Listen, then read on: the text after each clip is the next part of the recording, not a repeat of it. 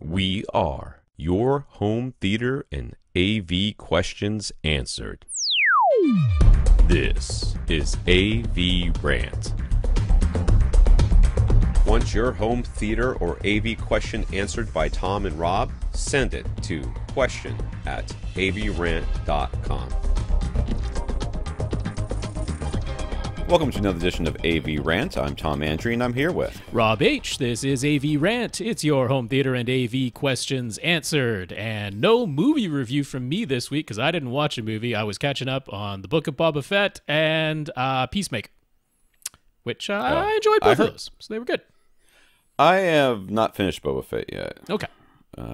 But I have watched most of it. I will say that when they brought out the Power Ranger scooter things, A lot of people made the Power Rangers comments. I didn't actually think of Power Rangers at first. What was I thinking of? I was like, I don't know. I was like, I feel like that's a comic accurate. Right. In the comic, maybe that they look like that, and they're like, let's try to make them look like the comics for the fans. Yeah. But everybody else was like, yeah, you shouldn't have done that. I don't understand.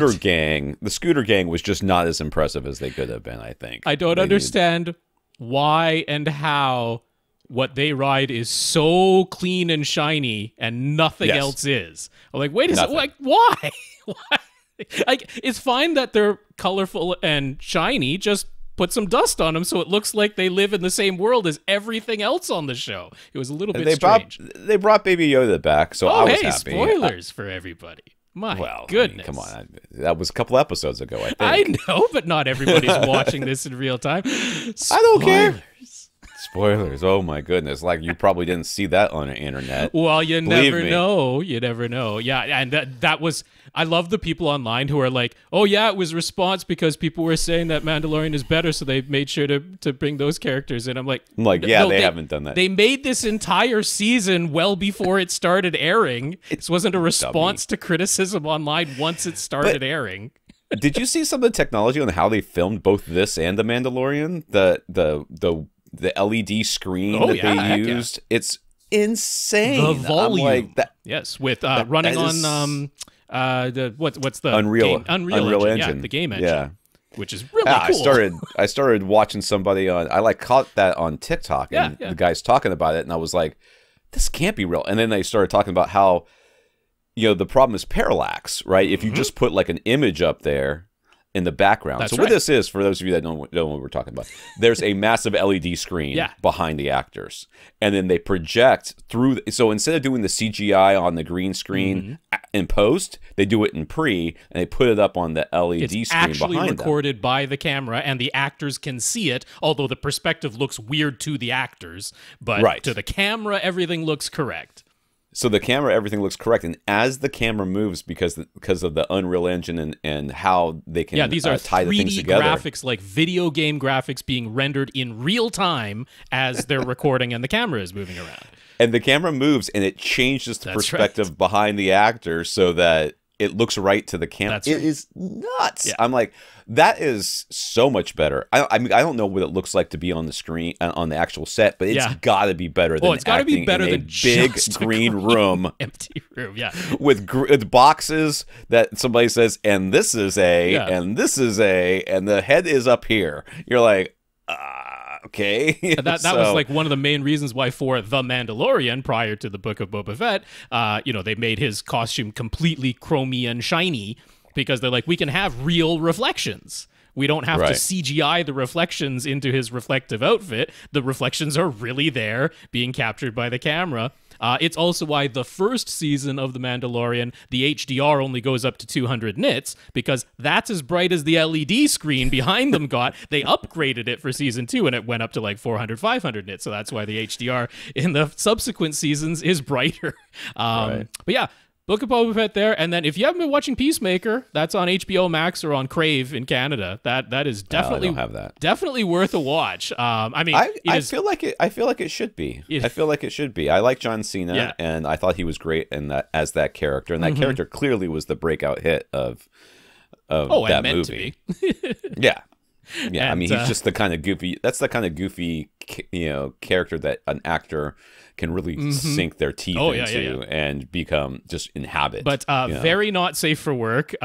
Probably don't watch it with your kids unless you're like, yep, just let it all fly, because it is definitely an R-rated or TVMA rated show. But yeah, enjoy both of those. So thumbs up from me.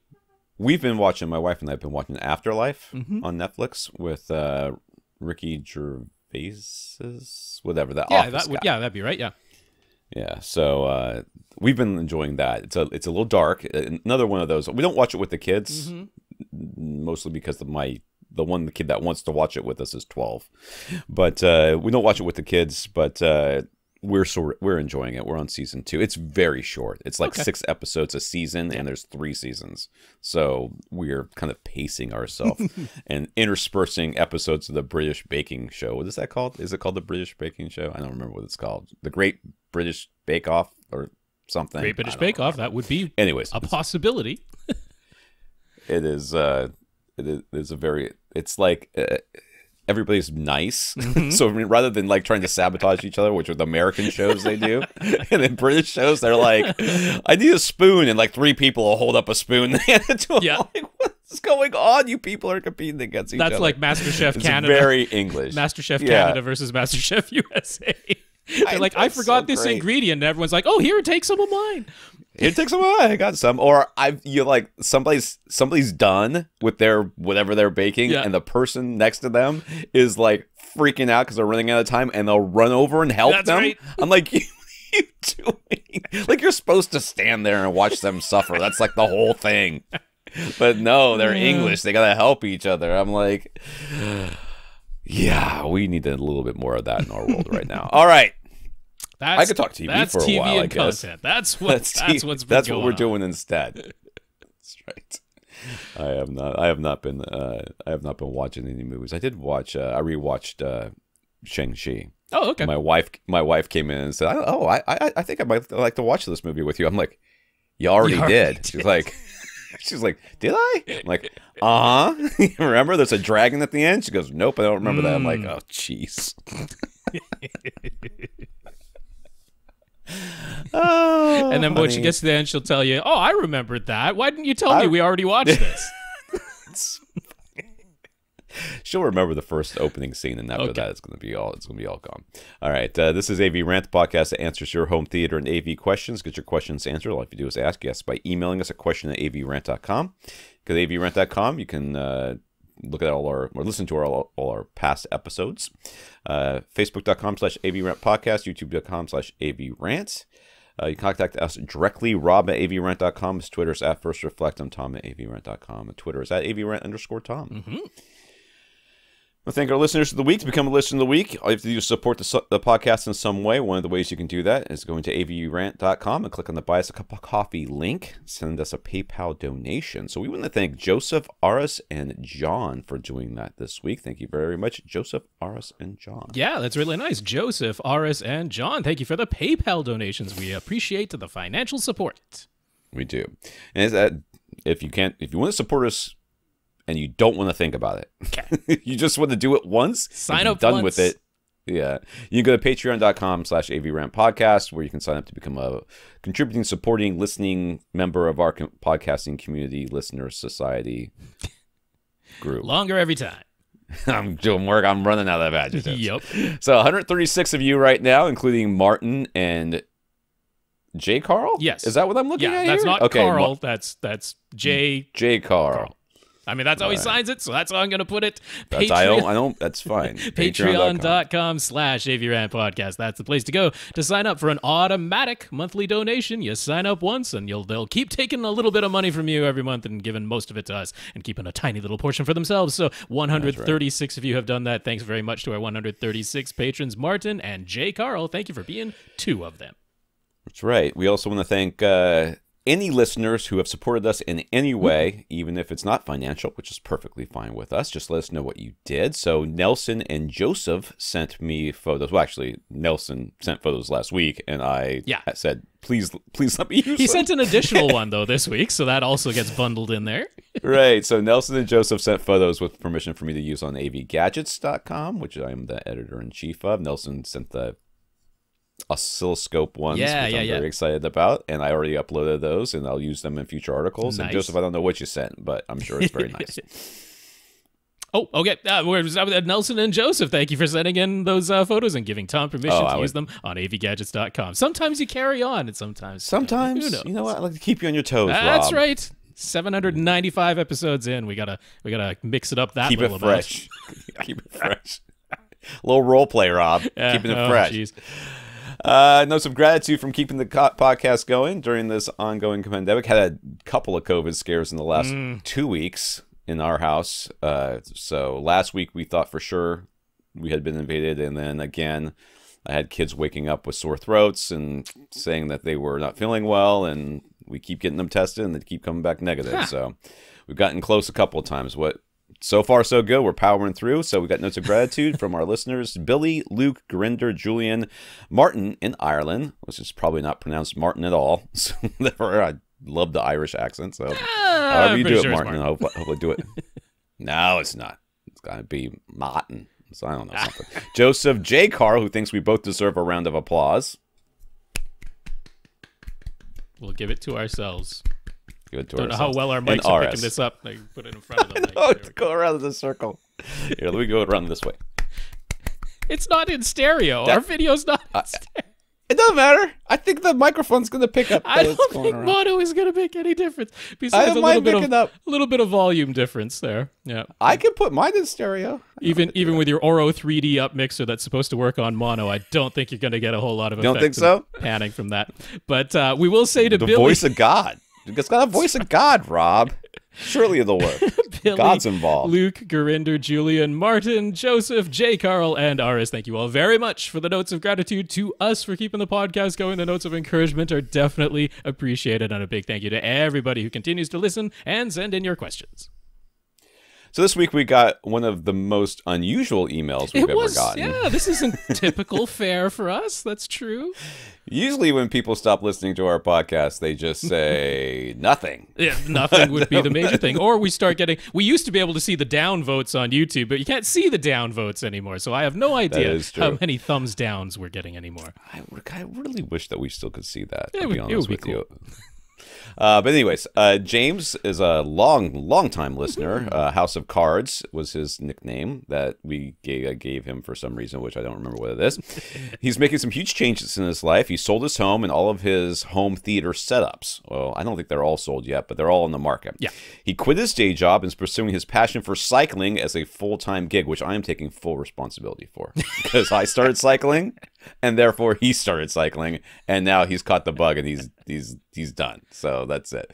He clearly is a much better cycler than I am.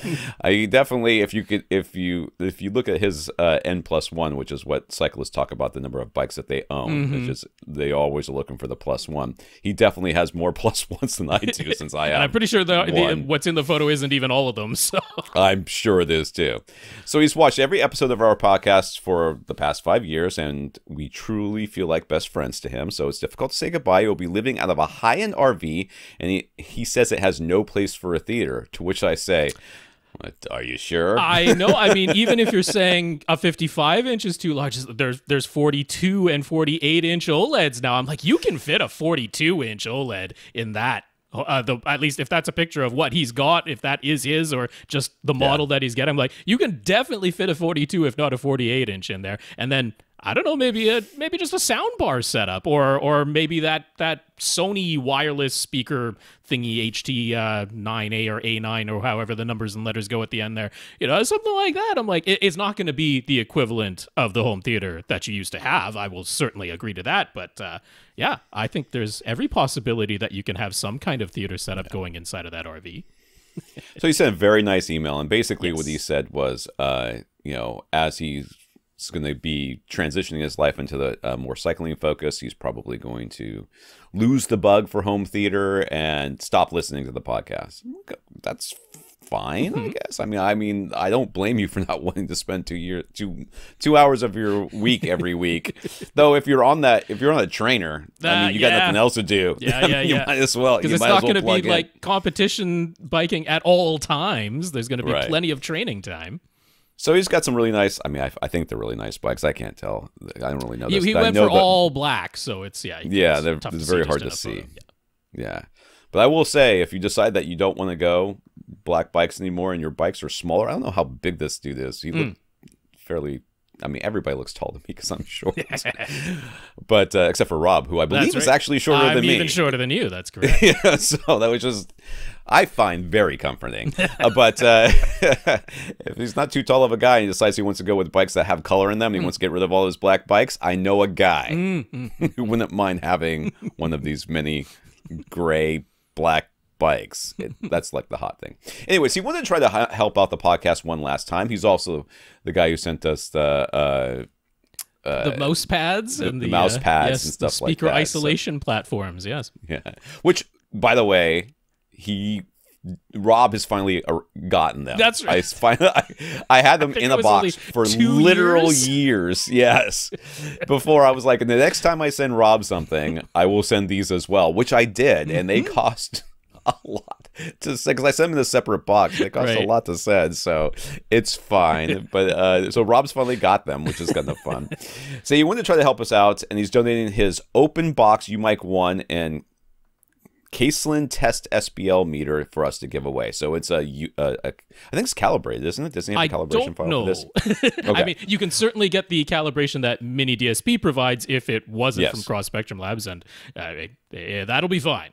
Yes. So what we're going to do is we're going to set up some sort of contest. I don't know what we're going to do. I'm open to suggestions here on we do what have kind of contest. Episode 800 coming up, so maybe we'll do it then or something. Yeah.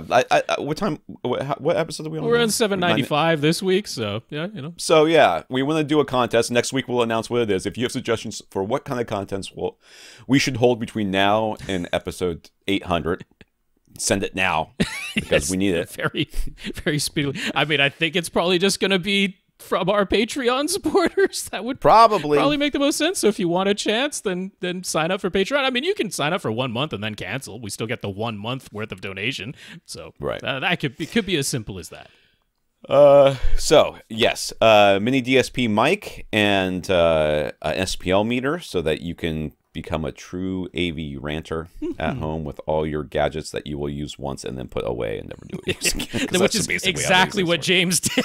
He's like, that's why it's open box, but not really going to call it used. It's like, yeah, it's been opened. It's not a factory fresh package, but we don't have to worry that it's heavily used by any means. Right. I mean, the MI SPL meter is a bajillion years old, and it just sits over there. My SPL meter is most definitely used. That I wouldn't be giving that away for that. No, I wouldn't either, because I have an old Radio Shack one. Yep, so me it's too. Impossible. It's impossible to get. I actually should check it, make sure the battery isn't leaking on it. Yeah. So yes, next week we will officially announce our contest for this giveaway. We will be giving it away. Contest. It's not going to be a contest. It's going to be something. We have to hit some 250 patrons. Wow, that's ambitious. That is ambitious. A 3-week span. It's not going to happen. Anywho, so yes, that's it. So James, thank you for being a great listener and a longtime friend. Yes. And we very much appreciate your email. And I have a lot of bike envy going on right now, so I'm not going to talk to you. I mean, I will say I'm some more time. I will say, James, a fond farewell. I will also say till we meet again, because I don't think you're going to be gone forever. That's my prediction. No. I might be wrong, but I hope I'm right. And I think once you're into home theater, and it's a nice RV, I'm like, there's a way we can still have a part in your life. There's going to be a point where you're going to want to know about headphones. That's right. You're going to ask us about some headphones. So I will tell you that I am reviewing currently one of those Bluetooth glasses things that people sometimes get. And I am going to give you a little preview of that, and I was amazed at how much I like these stupid things. Have you ever had a product that you're like, this is dumb, and then you open it up and like a week later you're like, How am I going to tell everybody that I don't think it's dumb anymore? That's exactly where I'm living right now. I mean, that's a great review because if that's the way you were thinking, you weren't the only one. So that's exactly what they'd want the review to be. They approached me about the review. I'm like, I mean, I guess.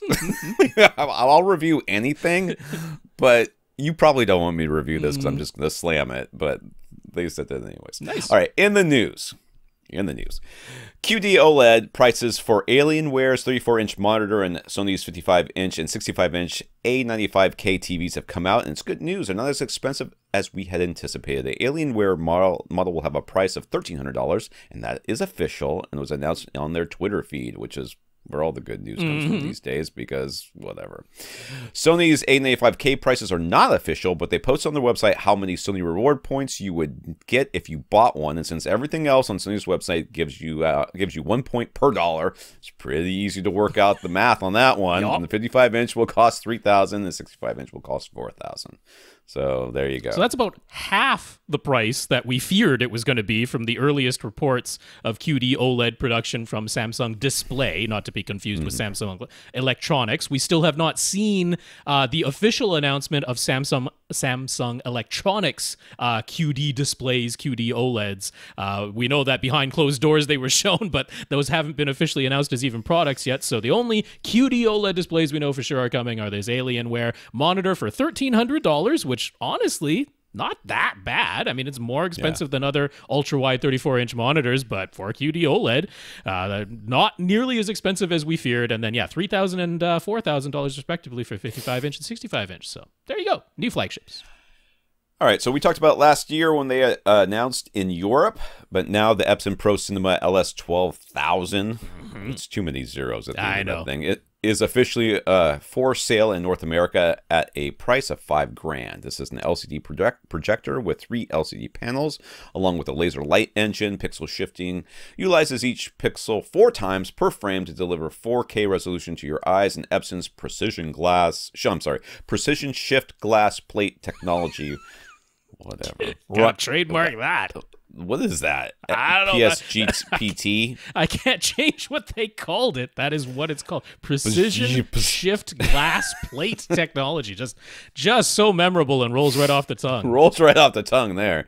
Runs the pixel shifting at 240 hertz, allowing for full 4K 120 support with just 20 milliseconds of input lag. There are 2 full bandwidth HDMI 2.1 ports on the back.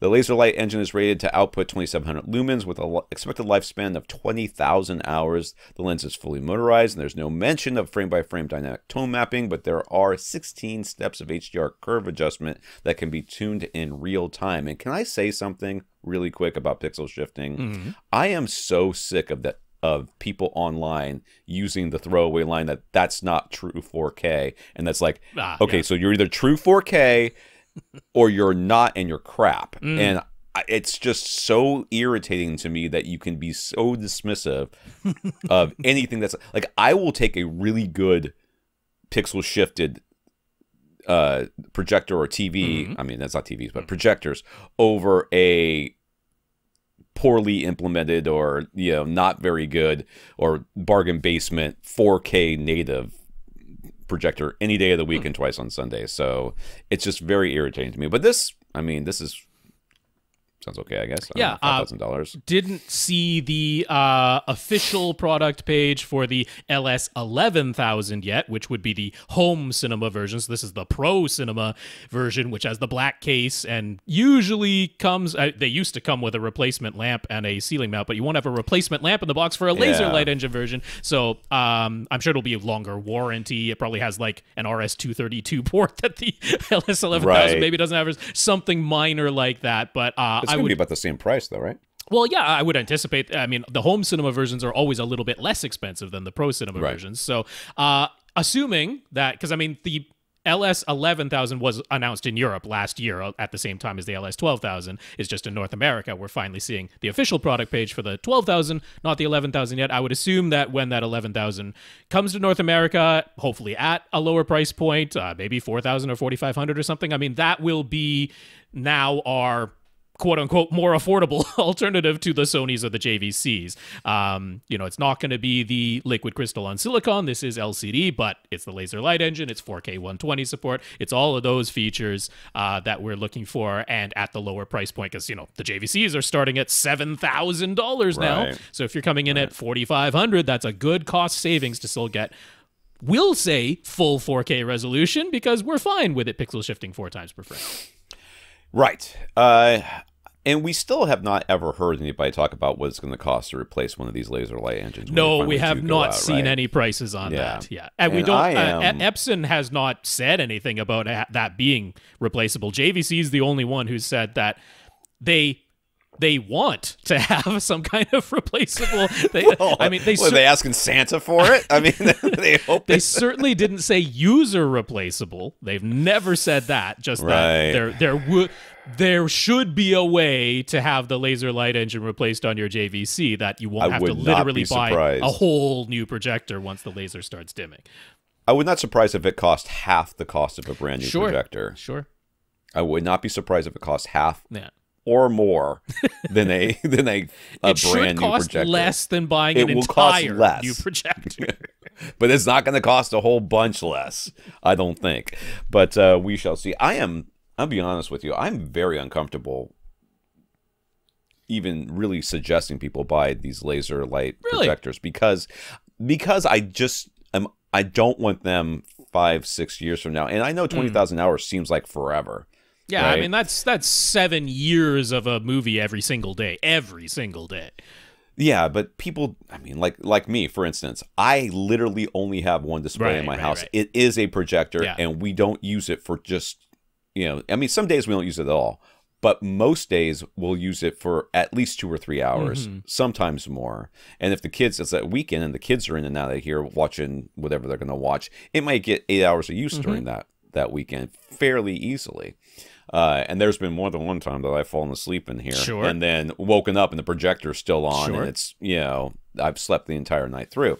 So, which is one of the reasons why I had to change my bulb recently because I was like, that was becoming a habit.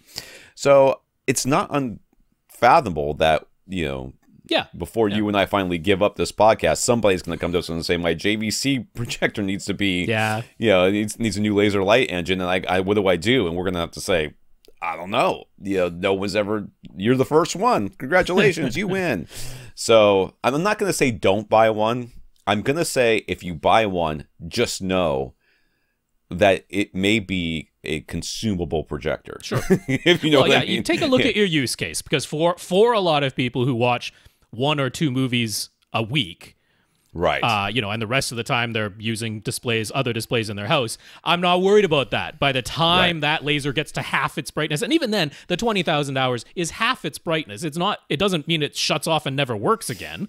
It's just you're at half the brightness of when it was brand new, and you bump up the level to high instead of low, and maybe you're perfectly fine for another, 5,000 hours. So for a lot of people, I'm not worried about it, but look at your specific use case.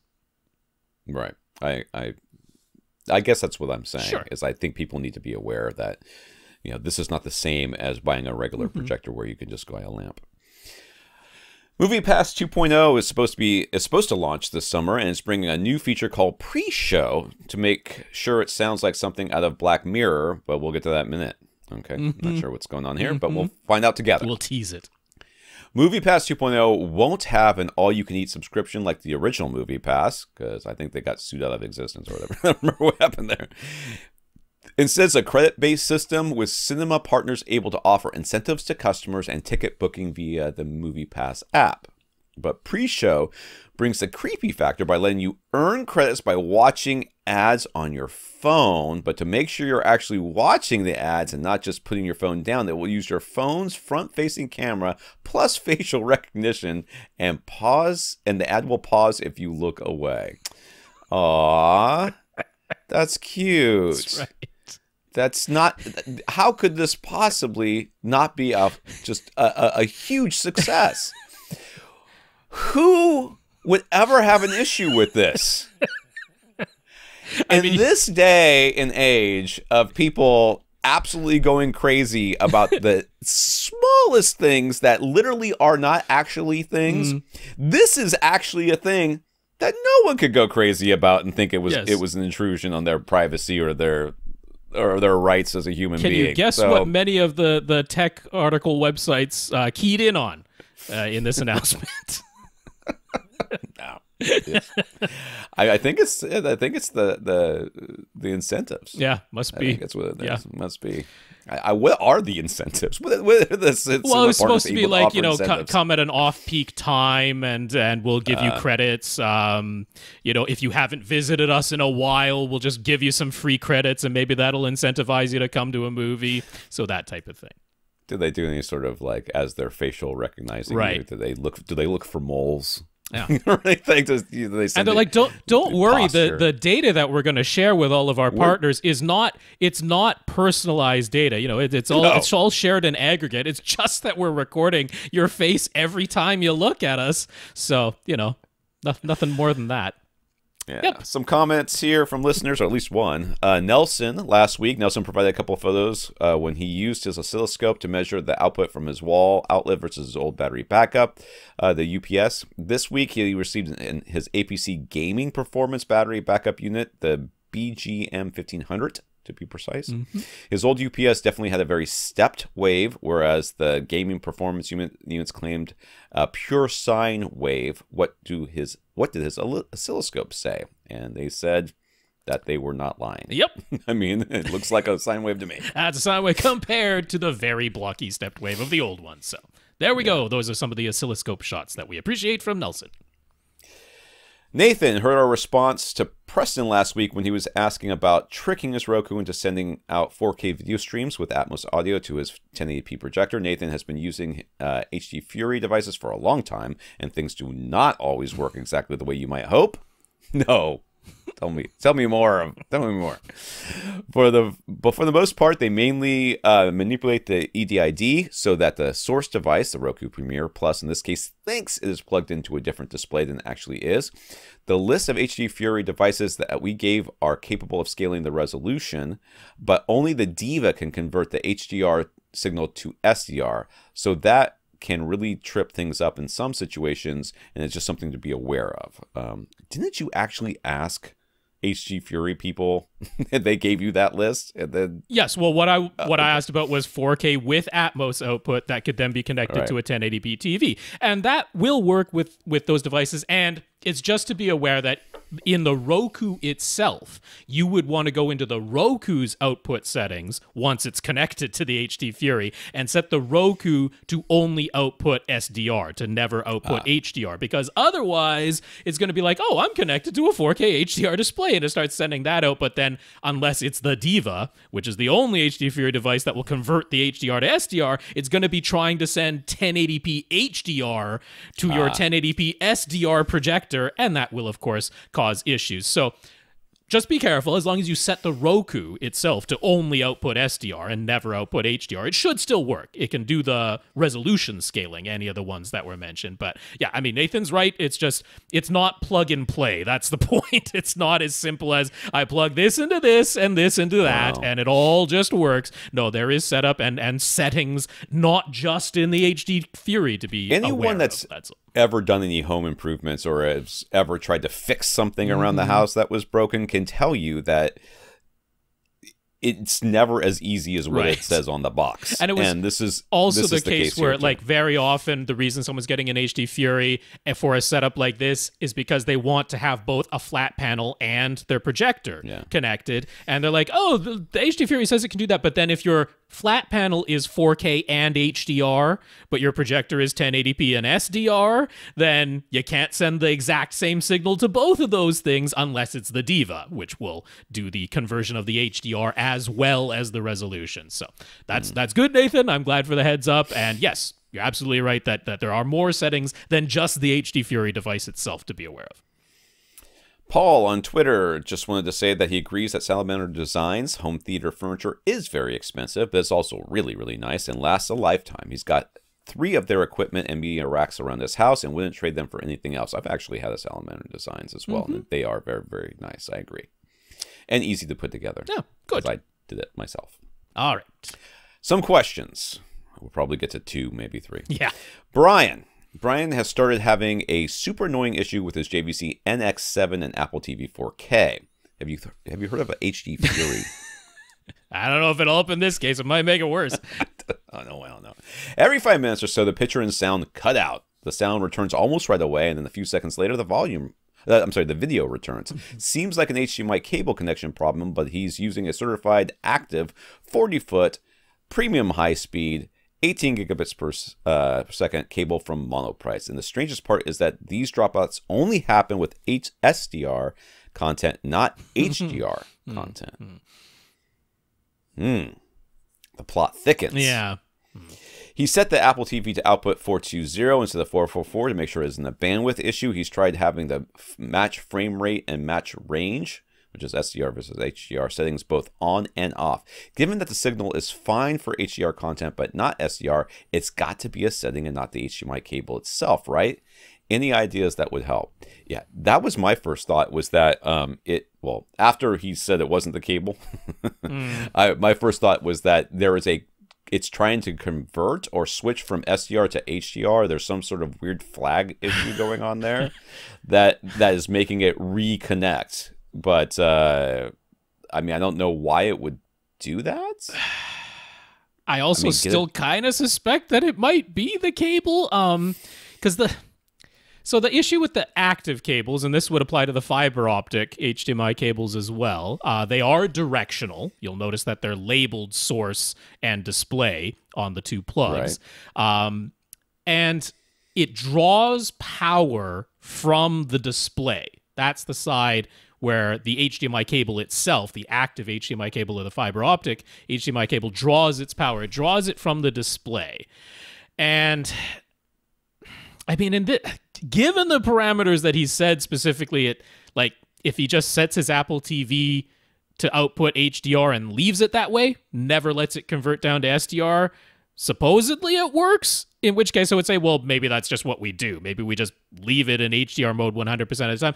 But it wouldn't make any sense that if you left it in SDR mode 100% of the time and did not ever turn on the match range thing, so it's just never outputting HDR, that should work. And if somehow that doesn't, I don't know if he's genuinely tried all those scenarios where, he's just locked it into one and left it there. Because it wouldn't make a lick of sense to work with it locked to HDR output 100% of the time and not work with it locked to SDR because output. You would have, for those of you that don't know why that is, but that is because the HDR is going to have higher bandwidth than the SDR. Right. So if it was a cable issue, the other way around might make sense. It would be the other way around, or it would have problems with both, not just so one. If it's... let me think here. Here's a scenario where I could foresee this happening. If the Apple TV is actually set to output 4K HDR, like that's the default you have it set to, and then you've only been using the match range feature to make it drop down to standard dynamic range for standard dynamic range content, but otherwise the default is HDR output, then I could see this happening.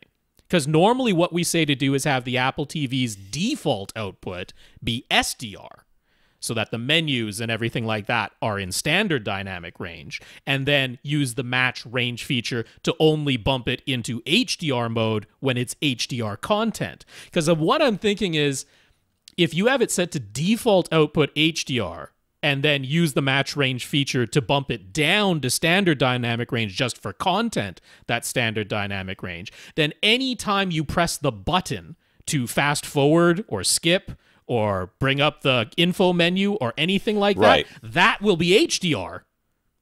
Which is what I was saying. I was like, it sounds like it's trying to switch between SDR and HDR, and the menus make sense there. But I would think that he would have noticed that when he presses a button. Yeah. But I mean, it's very easy to just lightly touch your finger to the touchpad on the Apple remote, and you're not actually doing anything, but it still thinks maybe something's going to happen.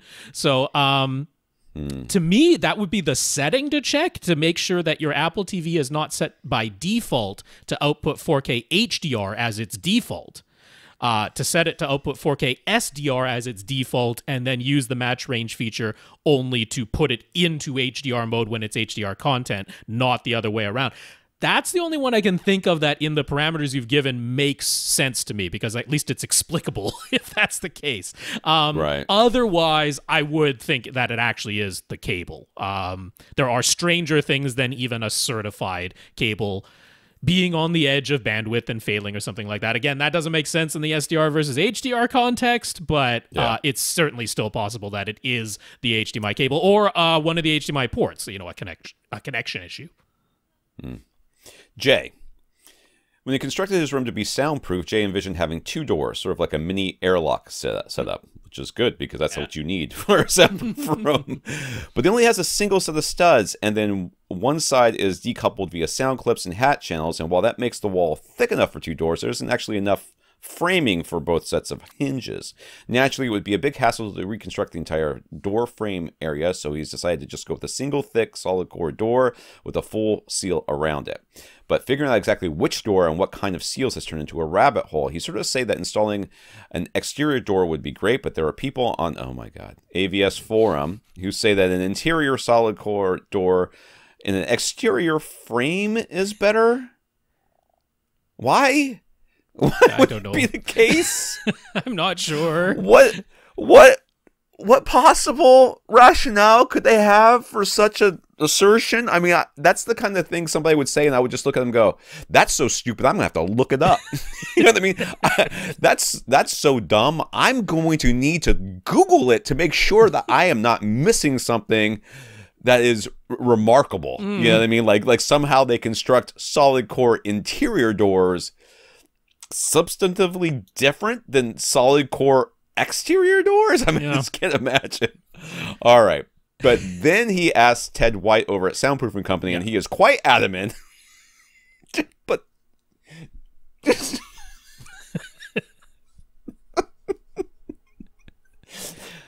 quite adamant that he prefers not to use any door with a pre-made threshold because the threshold itself ends up being the flanking path. So he prefers a solid core door, possibly with another layer of material added to it with green glue in between, and then the door jamb seals an automatic door bottom to make the whole thing airtight. Jay does have laminate flooring just outside the theater door and then carpet inside the theater, so the automatic door bottom could work in his setup. What do we say? What should he get? Well, first of all, I'm not going to argue with the soundproofing guy. Okay, number one. Number two, he's very eager. He's very eager to finally have the room finished. Yeah, so I'm not going to argue with the soundproofing guy. I do think what he's saying is a bit of overkill, but you are going for soundproofing in a room where you can't have 2 doors.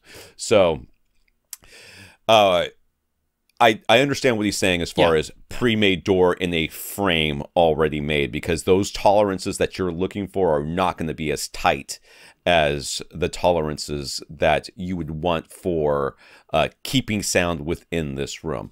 I am actually going to look something up real quick because on AV Gadgets I found it was not cheap, but I found a door that was meant to do exactly this. And it was a pre-made door, right, in a pre-made frame, but it is an airlock door. But let me look it up real quick. Okay. Yeah, I mean, Ted White is not wrong at all that if you have the entire exterior door, it's all done, and then I wouldn't say this is 100% of the time, because there are different levels of exterior doors. Not all exterior doors are identical and equally soundproof and equally weather stripped and all that. But the notion that the threshold itself, the metal plate at the bottom, where the door obviously closes over top of that, but that metal threshold is there to go over what would normally be the entrance into your house from whatever the exterior landing is to the interior landing of your house, that is very often hollow.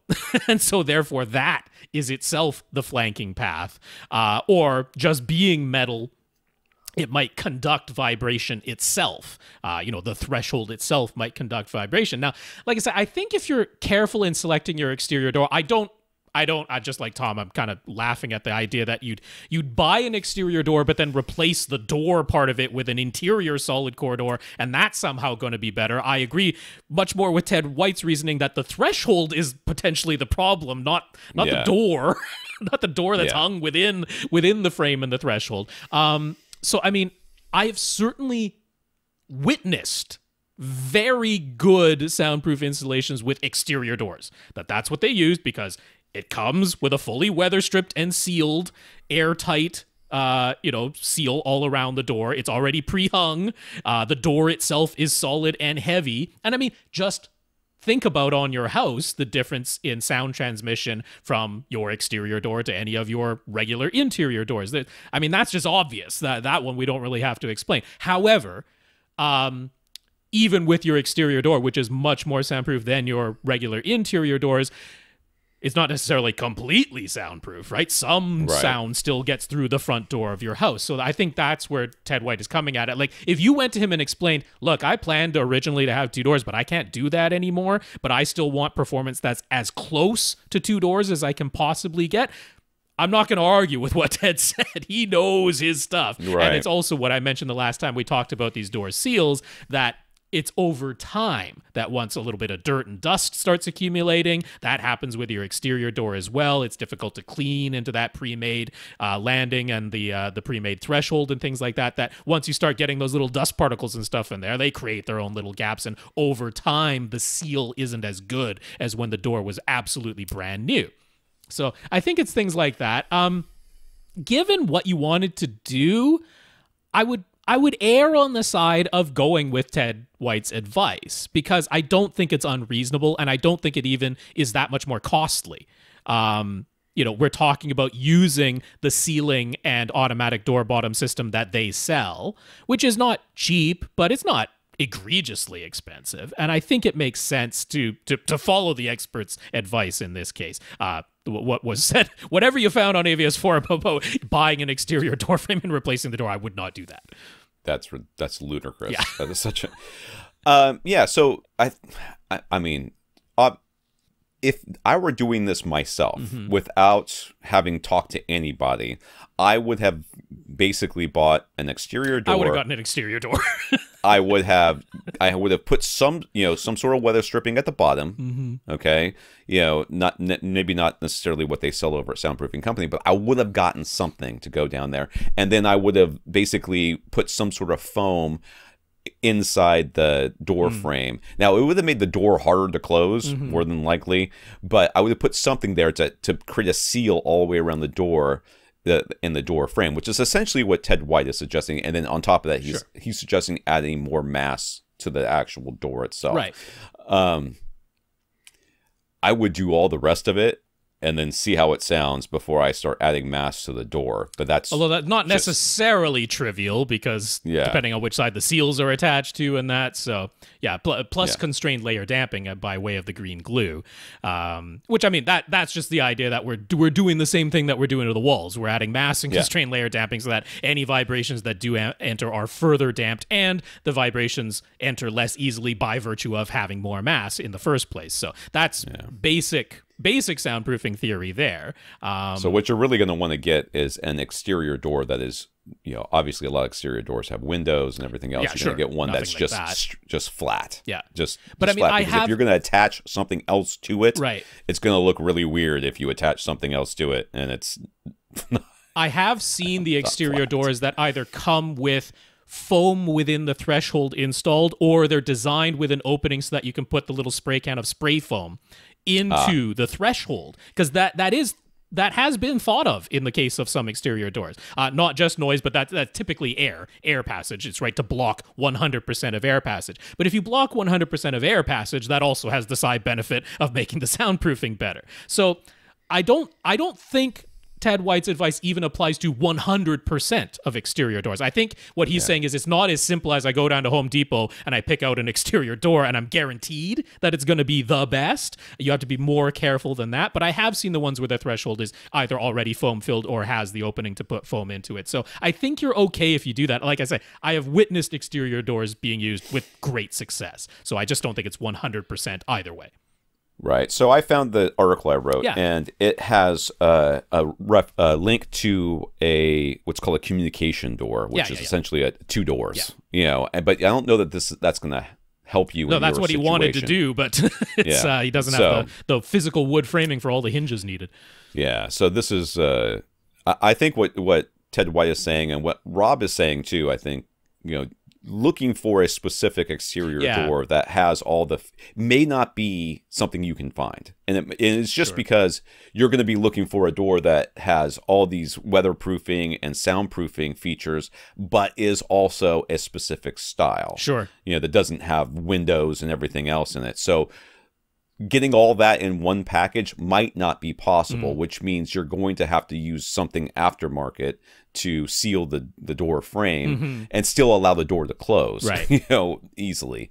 So you're gonna have to do a little bit of work on your part, but you're already doing that. So I know you're comfortable. But now you know what to look for. And lastly, and most importantly, stay off of AVS Forum. Well, I mean, I can't stress that enough. There's some very helpful people there sometimes. It's just separating the wheat from the chaff. You kind of have to already know There's the answer. a lot of wheat.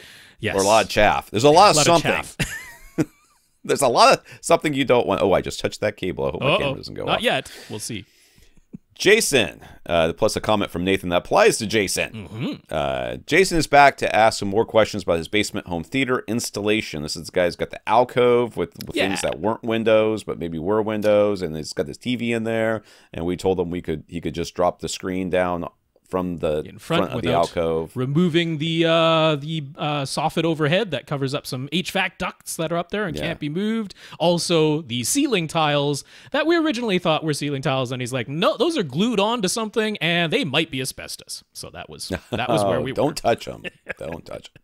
Anyways, he has settled on an installer who will be able to handle the ceiling tiles that are glued in place, as Rob just said, tested to find out if they are asbestos and have them properly removed if they are. They'll install a door at the back of the room and handle running all the wires and the rest of the theater setup. So he's got somebody to do some work for him. All along, he intended to upgrade the Polk speakers that are in the basement of at the moment. He has Klipsch reference Premier speakers in the living room upstairs and consider moving those down to the theater. But he wants speakers that are more neutral and wants a very wide and even dispersion. So he did some auditioning, and he really likes everything about the Revel Concerta 2 series speakers. The looks and sound are just what he wants, and the price is reasonable. He's also strongly considered the SVS Ultra series and something from KEF, but he likes the Revel looks better, and they'd also be convenient since the installer he's hired is a dealer, and they're offering a good price on them.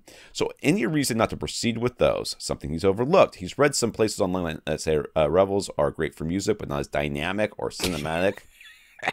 I know. Stay off of AVS Forum. I already have a name for this podcast, but if I didn't have a name for this podcast already, it would be Stay Off of AVS Forum. As some other speakers, but that claim didn't make much sense to him, since an accurate neutral speaker should play back the audio signal regardless of whether it's a movie or music, right? No, some speakers are very discriminatory when they come to yes. This is one of my all-time pet peeves of people who ask questions online. Not the people who ask the questions, but the people who give the answers. And that is, people say, I heard this speaker and liked it. What, should I buy it? And people say, no. No, you should buy the speakers I have. I have SVS Ultra speakers. You do? Therefore, you should, because I do. And therefore, I think you should buy those because they must be better than the other speakers because I have these and I am a smart person. No, you heard speakers that you like the way they look. And I hate to say it to all you haters out there who are like, we only care about audio. We don't care about how the speaker... Shut up. You have to live with these things. Yes, you do. You have to look at these things. If you like the way they look, that counts. It sure does. That is part of the equation. So yes, buy the Revels. They're the budget. They look the way you want them to look, and they sound the way that they want them to sound. Don't listen to the rest of those fools out there. Just buy the stupid speakers. The criticism of them being not dynamic enough for movies is utter trash. That is utterly ridiculous. They measure really nicely, as all Revel speakers do. There is nothing from a technical or performance standpoint where I would warn you away from them. The only reason that I might suggest to somebody where the only speaker they ever heard were the Revel Concerta 2s, and they're like, should I buy them? The only thing I might say is there are speakers that measure similarly neutral that cost a bit less. But he is well aware of this. Part of the reason he's willing to pay a little bit more is the looks, and I'm like, that is fantastic. because I have zero qualms from a performance standpoint about you getting those speakers. And if you like the way they look and it's convenient for you to get them, get them. Done. Yeah, 100%. Yeah, 100%. Couldn't agree more. Buy the speakers you want. It's just infuriating when people are like, "We'll have you." Yeah, I don't know and then okay. So if you want to know where that thought came from, somebody, and it may be a professional reviewer, may not. Somebody in a review said that they were better for music than movies. Sure. Or whatever. Or we see the reverse all the time with soundbars. Oh, this soundbar is fine for movies and TV, but it's not very good for music. I'm like, then it's not very good for movies or TV either. It's crap. Right. It's very good, right in the range of dialogue. It seems to be literally like, I can hear what people are saying, so it's fine for that. I'm like, no, there's kind of more to movies, and if you're going to spend... Even if you're going to spend $300 to upgrade from your TV speakers, don't you want a little bit more than just, oh, the voices are okay, everything else is trash?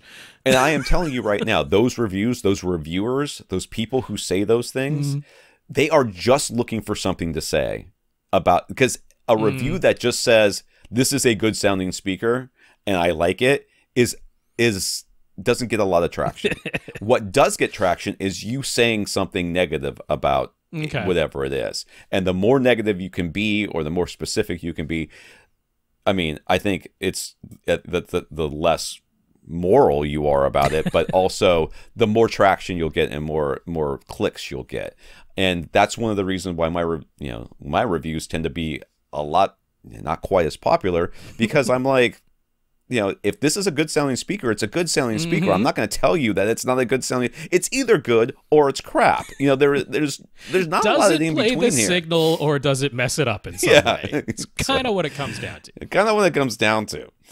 All right, so he'll be going with the false wall that we recommended to cover the nook at the front of the room. The equipment can go in a built-in shelf below the screen, and the center can go at ear height behind the acoustically transparent screen. It'll be a minor hassle to experiment with pulling the front, left, and right speakers, putting the front, left, and right speakers behind the screen within the nook as well, versus having them visible and in front of the nook on either side of the screen. If they go within the nook, they'll be a bit less than the plus or minus 22.5 degrees spread that Dolby recommends. So is it worth the hassle to experiment?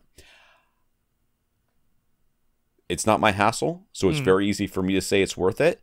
I will tell you that if I were in that room, there is no force on earth that would get me to put those speakers behind that screen. Okay. I would leave them exactly where they are. I think they'd be too narrow for me. I know you have a very small couch at the other end of this room, but I don't think that that's probably going to stay that way. At some point, I would want the speakers to be wider. If it were me, I would want the speakers to be wider. Yeah, I mean, my one thought would be try it before the screen is installed, because I mean, while there might be a exceedingly minor change once the screen is installed, it's going to be exceedingly minor. So I think the hassle factor of it is reduced if you just try it with the speakers within the nook before the false wall is even constructed. That should be a very They don't even have to be within the nook. Yeah. You can just move them to where they would be. Well, within the nook. I would. I mean, I would just take things before any construction begins and try it with the speakers outside the nook as they are, and try it with the speakers inside the nook. I think it's got space. I think that's really, to me, I'm very comfortable with that answer, because I don't see that as a tremendously large hassle, and I don't think you have to worry that once the false wall is constructed and the acoustically transparent screen is up there, that you have to revisit the results. If you were like, this just sounds better with them out of the nook, then just stick with that. I don't think you have to try it again. Yeah, all this talk about attenuation of high frequencies and stuff that you hear from people who are against acoustically transparent screens, I 100% believe they've never actually experienced an acoustically transparent screen, and that they're only going on things that other people have said. There is a measurable difference between, it's a very similar measurement. I will say, like, the original perforated screens, not even micro perforated, but the original perforated, like, they had a noticeable impact on the sound, and they wouldn't be good for today's 4K resolution projectors either, because the holes were like bigger than today's pixel. So back then, if that's what you were basing it on, I could see where it came from. With today's woven screens, not a concern. Yeah, I mean, it's basically the same. Take your grills off your speakers, and you've got, and you basically just put it's basically the same. Yeah. So rather than try to use a portion of the room at the back for something else, like a pool table, he decided to go with 2 rows of seats. He'll have a riser for the back row, and the ceiling is less than 8 feet, it's 7 feet 9 inches. We said before to forget about surround backs in here. But now that the whole room will be used as a theater, not just the front half, should he put some surround backs basically up against the ceiling on the back wall? No. No, I don't think you should. I don't really think it'll be worth it. I think if you want to do 2 pairs, side surrounds, and then Atmos speakers above, I think that's it. I think that I know you want the surround backs. I know you do. Everybody does. I don't even like the Atmos speakers all that much, but I'll tell you one thing. Atmos speakers in this case would be better than having surround backs on the ceiling. I mean, where are you even going to put them? That it's not going to be. I mean, think of the angles between your surround backs on the ceiling and your Atmos ceiling speakers on the ceiling. It's going to be like a 2-degree difference, and they may be 5 feet separated, but not to your ears. They're not. They're basically coming from the same point. So I will say I agree with Tom. That is my answer. But since this company that you're hiring is going to be messing with the ceiling anyway, have them run the wires, because I think in the back of your mind, if you don't ever try it, that it's just going to keep bugging you, and you have every option of, if the wires were already run, you can try it, and then you can try it without them, and when you end up agreeing with us that you don't actually want them back there, not using them is easier than trying to retroactively use them. So given that ceiling's going to be being messed with anyway, wires are going to be being run anyway, running 2 additional wires to the surround back positions while they're running all the other wires is really not a big deal. So I would go ahead and do it, because otherwise it's going to bug you. That's how I would put it. It would not bug me as much as it's going to cost an hourly wage to get somebody to run those wires. I'm sorry. That's not going to bug me that much. I guarantee you that's not going to be a non-trivial amount of money to me. Okay. I think $30 in this case would be a non-trivial amount of money to me. And you will 100% not be able to just stop it. Surround backs are the devil. But yeah, we're now saying, since you're committed to having 2 rows of seats, have 2 pairs of side surround speakers. You want to buy more speakers? We can help you buy more speakers. That's not even that hard for us. So he has a pair of SVS PC4000 subs upstairs in the living room. Turns out he doesn't need subs that big up there. Any reason to avoid putting them in the theater instead and getting smaller subs for upstairs? I mean, sure. I think that's a great idea. I would, like, on a technical level, say you probably don't need PC4000s in the theater either, but I am also not going to say, oh, trash those, because they're fantastic subs. Says the man who's got them. Yes, I do, in an even smaller room. So I am all in favor of this. Honestly, if you bought slightly smaller subs for the theater and used those and left the PC4000s where they are, you'd probably be fine too. You'd be fine. So I think it's going to be 6 of one, half a dozen of the other, but yes, putting your PC4000s in here is absolutely fine. It'd be fine. And because they're taller than they are wide, it'll be easier to place them behind the screen and everything else. So yes, the room will have control over the lighting, but it won't be painted all black. He still wants great black levels in HDR from his projector, so he's leaning towards a new JVC NP5 model, but it wouldn't be worth it to splurge for the NZ7. He likes the idea of the light output remaining more consistent, laser versus lamp, but by the time he needs to replace the lamp, maybe huge flat panels will be affordable, so maybe don't overspend. What do we think? I mean, we kind of talked about this already. I am a little bit hesitant to suggest the laser light engine projectors right now until we have a better handle on what's going to be the cost and the procedure for replacing those. You know, I don't know. It sounds like you have more than one system, so maybe you're only using this. If you are thinking that you are going to want to replace this whole system for a flat panel within 5 years, do the math and figure out how often you tend to use in a week, 52 weeks in a year, and, how many hours is that? So, if your laser light projector is going to be dying about the time that you think you might be wanting to upgrade anyways, maybe say that's 5 years, well, then it works out because you're not going to be buying a bunch of lamps in between like you would for your... But it's also a $4,000 price difference. That's several lamps. That is several. That is lamps. several lamps. I mean, I would budget a minimum of $200 per lamp. I don't think these. Oh, lamps it's more are than that for the JVCs, but is it okay? But $4,000 will still buy you several lamps if you do need the replacement. The MP5 and the NZ7, other than 8K E-shift, which you don't have to worry about because the NZ7's 8K E-shift is not even the 4 times per frame, it's the twice per frame,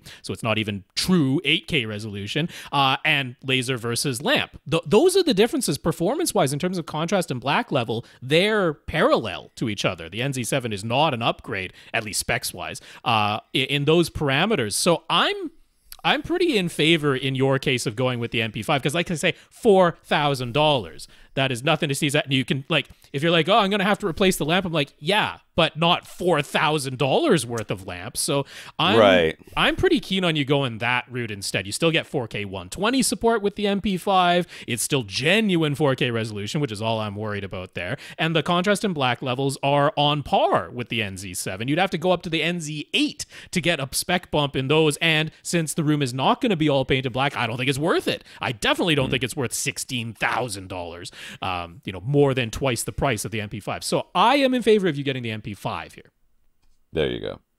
I guess the only other, I mean, if there are other considerations, that, other things that are just that you care about that maybe don't translate into performance, like we're talking about with your speakers, the Revel speakers. Like, I like the way they look. Well, I like the idea of owning a laser light engine, and it's worth it to me to spend more for that. $4,000. If it's worth $4,000 to you, knock yourself out. Yeah. You're certainly going to be able to sell it at a later date. True. So yeah. So he settled on a 120-inch screen size, and he'd love to go with a Seymour AV frame with their manual magnetic masking, but he's not sure about the screen material. The primary front row will only be 9 or 10 feet, so he's concerned the weave... No. The weave on their center stage XD material might be visible from that close. Naturally, he could go with their ultra-fine material instead, but that has lower gain, which he finds unappealing, though he's never seen any of them in person. AV Science, who've recommended as a retailer for JVC projectors, recommends their exclusive UltraWeave V7 fabric. It says tidal weave as Seymour's ultrafine, but slightly higher gain, although not quite as acoustically transparent. People on AVS, for the love of God, seem to love it, and they can make it compatible with Seymour's frames and attachment system. So, what do we think? I didn't think that I didn't think that the center stage XD material had a weave that was visible from 9 to 10 feet. I mean, 10 feet is sort of where it might. On the brightest material, if you're closer than 10 feet, the center stage XD, you might be able to start making out the weave. On the ultrafine, you won't. The ultrafine, you can almost get as close as you want. 8 feet is easily within range for the ultrafine. I don't know. I mean, the UltraWeave fabric, I haven't seen that one in person. Going by the specs and the testimonials and all that, like, there's no reason why there can't be another very good screen fabric out there. AV Science, not AVS Forum, but AV Science themselves, like, I do trust them as a retailer that they have this is perfectly fine. However, there is the point of it being not quite as acoustically transparent. And I'm like, I am just not worried about the gain on even the ultrafine fabric. With the screen size that you've gone for and either of the projectors that you're considering, I'm just not worried about the gain is the last thing I'm worried about if you went with the ultrafine fabric. What I would suggest to you, contact Seymour AV, get some samples, because they will send you samples of both the XD material and the ultrafine.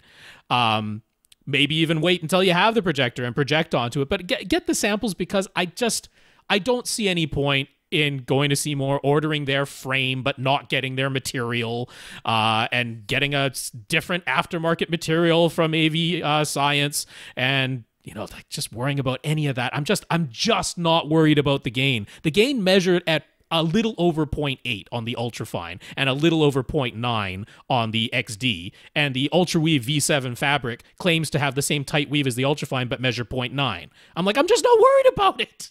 It's such a tiny difference. Yeah, I think getting samples is the way to go. Yeah. That'll be the one way to really get a sample of the UltraWeave too, because AV Science will send you one. So should he decide on the AV receiver right now, he'll have 9 speaker channels for sure, maybe 11. Should he get a Denon X6700H or a Marantz SR8015? Or wait until whatever's going to replace those this year? My dude, you ain't got no speakers yet. So, no. The room isn't finished yet. The room's not finished. You don't even know how long it's going to take, if there is asbestos up there, how long it's going to take for them to remediate all that. Literally everything should be done almost, or at least so close to done that your receiver can arrive within the time it will be done.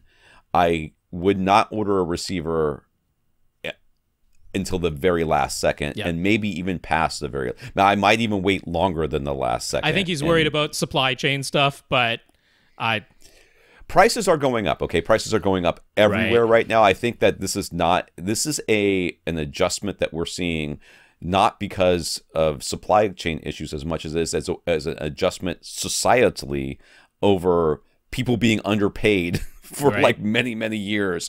And now people are like, wait a second, I don't want to be underpaid anymore. So we're going to see this happen across the board. You know, people are going to get paid more, which means things are going to cost more, which means hopefully you will also start getting paid more to kind of adjust for all these things. I just don't think it's worth buying a receiver right now, and given that there's still like a little bit of hangups with the HDMI 2.1 and all that nonsense, I would, in your case, wait until at least the room is nearing completion. Everything's going to be more solid the next generation. Of right now, the only thing that's out there that we can really recommend is like the Onkyo stuff, which is fine. You can't; they're not in stock right now, and they don't even have an ETA on when more is coming. So, I've got no problems recommending those things. Personally, I don't. But why? In your case, when you can just wait until you're getting closer to being done, then you can ask us, what receiver should I order for my system that doesn't have surround back speakers? One struggle he's having is deciding which in-ceiling speakers to get for Atmos, or whether to even use in-ceiling speakers at all. The installer naturally suggested some Revel in-ceilings, but maybe that's more than he needs to pay. Absolutely do not listen to that. He also can't get away from all the recommendations to angle the in-ceiling speakers towards the seats. With 2 front rows, there will be seats outside of even a 45-degree angle dispersion if the speakers are pointed straight down. This is where Nathan wanted to weigh in, and he agrees with what we said last week about following Dolby's guidelines and aiming to have all your seats within the speaker's cone of dispersion. But he wanted to point out that truly even dispersion out to plus or minus 45 degrees is really, really wide, and we can't assume most in-ceiling speakers actually deliver that. And even if they could, for a 2-row setup or more, you'd still end up with seats outside of that cone if the speakers are pointed straight down. So Revel's in-ceiling speakers with a built-in angle are even more expensive, which is what I always say not to buy these stupid things. Should you look at RSL? No. I think I hate them. Don't I hate them? I think I hate them. I don't think we hate RSL. Oh, not RSL. REL is the one I hate. Sorry. REL, that's a very different game. That's right. These people need to change their names. Or something else. Maybe just get SWS private elevations and avoid the in-ceiling altogether. What do we think? I kind of really like that last option, to be honest with you. I kind of really like you just getting prime elevations, especially since this whole ceiling might be a bit of an ordeal, and I'm not a big fan of putting holes in the ceiling if we can avoid it. So if you're happy to get prime elevations, I'm very happy to suggest just doing that. And then it's got an angle, and you don't have to worry about this, and we're not going to argue about it or anything like that. But the alternative to me would be Sonance. The Sonance Mag 6s with the back cans that you can get at Best Buy. Right now, they're on sale for under $200 a pair, which is a crazy good deal on the Mag 6s. And that's what I would get. They're going to fire straight down. I'm absolutely 100% not worried about them firing straight down. And those would be the ones I would get to match with some Revels. I just can't stress it. I mean, people are going to argue with us, I think, until the end of time about this. And you know what? I'm also fine with, if you just feel better having your speakers in your ceiling angled, then go for it, because I'm really not worried about Atmos speakers either way. Yeah, it's like, oh, I'm sitting slightly outside or right at the edge of the 45 degree. You know, what does that mean? You know, am I getting the best possible? It's Atmos speakers. They're playing a very small amount of the frequency response, and it's not really meant to be all that fantastic sound. I mean, the idea is that it's just supposed to add some ability to steer the sounds above you. You know, most of the sounds are coming from around you, and the stuff that's overhead is just meant to tell your ear and everything else, oh, it's also coming from up here, or now it's crossing the room up there instead of using phase and everything else. It's not, it doesn't have to be, you know, you don't need to hang full-size floor-standing speakers from your ceiling, and I think even if you did, it wouldn't sound any better than cheap, not perfectly placed, straight down firing, you know, in-ceiling speakers. So I just can't stress enough how little, like how easy a job it is to be an Atmos speaker. How little they actually do. That's not the place to spend your worry or your money, you know, to a great extent. I don't want absolute garbage up there, but like if it's in ceilings, go get the Sonance. It's as simple as that. If you had absolute garbage up there, it would take you a lot longer to realize that you had absolute garbage up there than anywhere else in your home theater. Like, you could live with absolute garbage and one day go, that doesn't really sound all that good. And it could have been years. So, all right. Julian. Julian says, we solved a marital dispute. That is unlikely based on my experience with marriage. Julian wanted to paint the front portion of the room black to improve the projector's contrast. His wife did not want any portion of the room painted black. Tom suggested tacking or velcroing black fabric, so that's what he did. He's happy with the improvement of the to the image quality. So and she's happy that the fabric can come down easily whenever they want. Excellent. Put that down on a calendar for the one time I did anything good in this world. So he's got a 10 by 12 black photography black drop on Amazon, and it's working out great, but he has one question about it. He tried the simple breathe through it test. He can definitely blow air through it, but there's a little bit of resistance, certainly more than speaker grill cloth, which you can test by, you know, your speakers taking the grills off. So when he has it in place on the ceiling, it actually goes over the top front speakers in the ceilings, top front speakers in the ceilings. So he can't say he's noticed an audible impact when he's watching a movie, but nevertheless, should he cut holes in the black fabric for the speakers? No.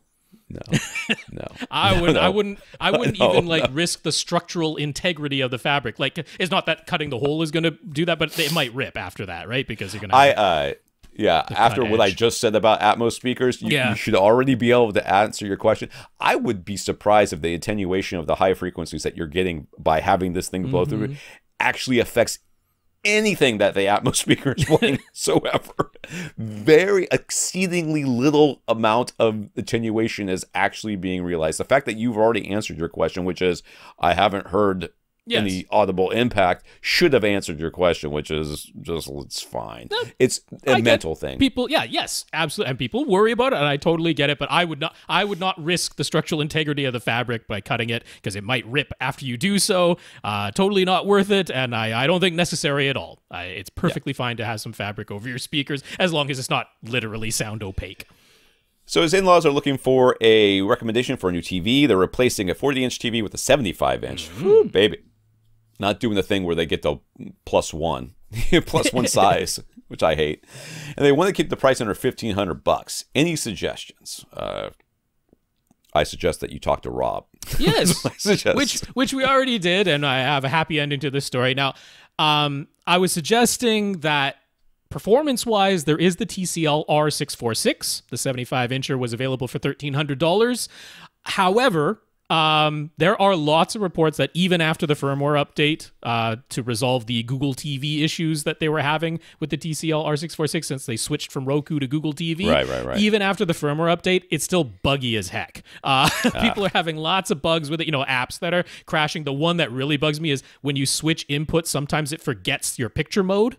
And you have to switch your picture mode back again. And it's like, that's not something you want your parents to have to deal with. That's for sure. Want anybody who's not, super techie to like for me, I'd be fine because I don't have to switch inputs because I switch everything in my AV receiver and I never use the built-in apps. So would be great with the performance for the price. But when they're just going to be using it as a regular TV and probably using the built-in apps, it's really tough for me to recommend that. So I suggested the Sony X90J, which actually did exceed the budget by $100, $1,600 instead of $1,500. But they found it at Costco for the price that they wanted, and they ended up with the Sony X90J. And just for the benefit of others, I wanted to mention that about the TCL, and that the Sony X90J is right there for $100 more at Best Buy, but it's within striking distance of this price, and I think worth it in this case. So you'd like to get them something better than the TV's built-in speakers as well, but they have zero interest in the AV receiver and the full speaker setup. So is there a good soundbar for around $1,000 that we could recommend? Maybe as much as $1,500 if that is, if that could get something that rivals a regular speaker setup in sound quality. So I can see Rob has a whole bunch of just two recommendations here. Long.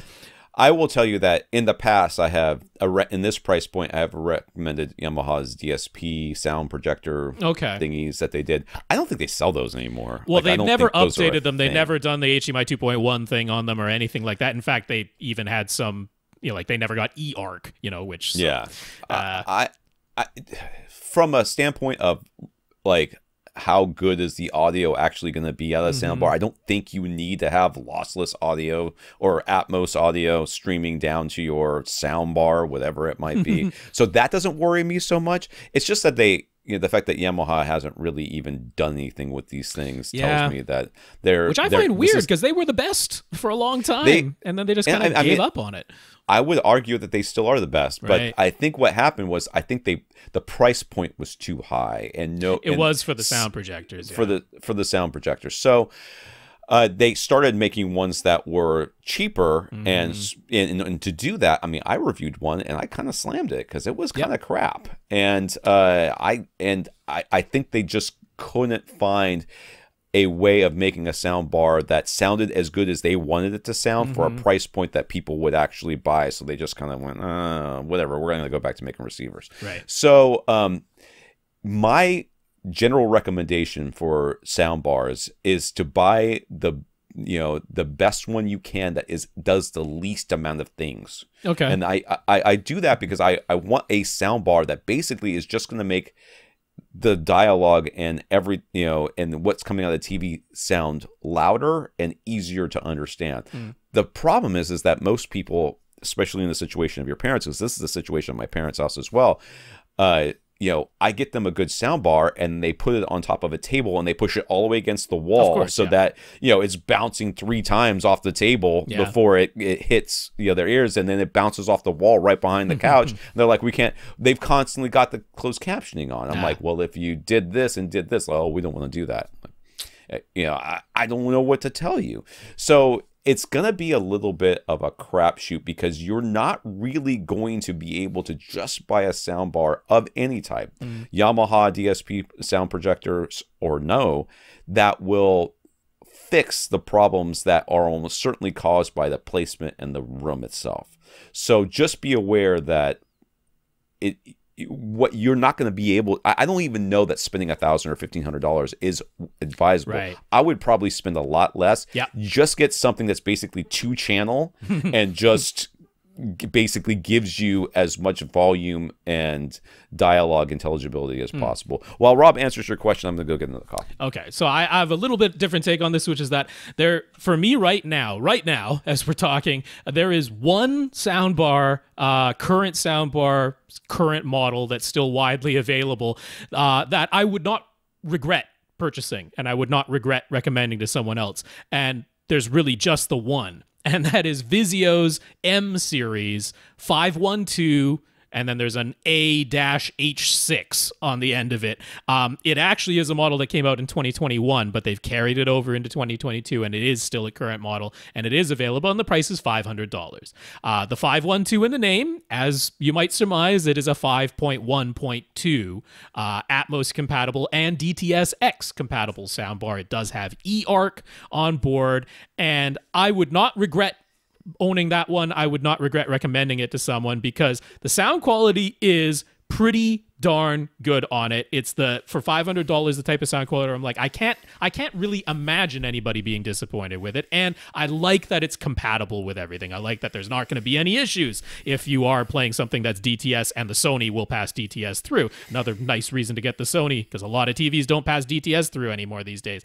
And if it is DTS-X or Atmos or whatever, like, it's just going to play it. You're not going to have to worry that there's a compatibility issue with any of your sound formats. It handles them all, and I think ease of use, that is worth something. We just don't have to worry about it. If you're talking about what soundbar out there for upwards of $1,500 comes closest to sounding like, regular speakers and an AV receiver, I would say Samsung's Q950A, but at $1,550, I would regret buying that, and I would regret recommending it. So to me, there is only one soundbar out there that I wouldn't regret, and that's Vizio's M512A-H6 for $500. Yeah, it's got some. Yeah, I don't know. It's so hard, and they're not going to want the subwoofer. And they're not going to want. I hate what's happened to soundbars. I hate that they've gotten worse over time, not better. Yeah. Well, and it's. I mean, I can't. I wrote that article. What was it called? Just stop it with the Dolby Atmos sound bars, because it's just like so dumb. One's reasonable. They don't do anything absolutely nuts, and it's compatible with everything and easy to use. So I like it. All right, where are we at here, Mike?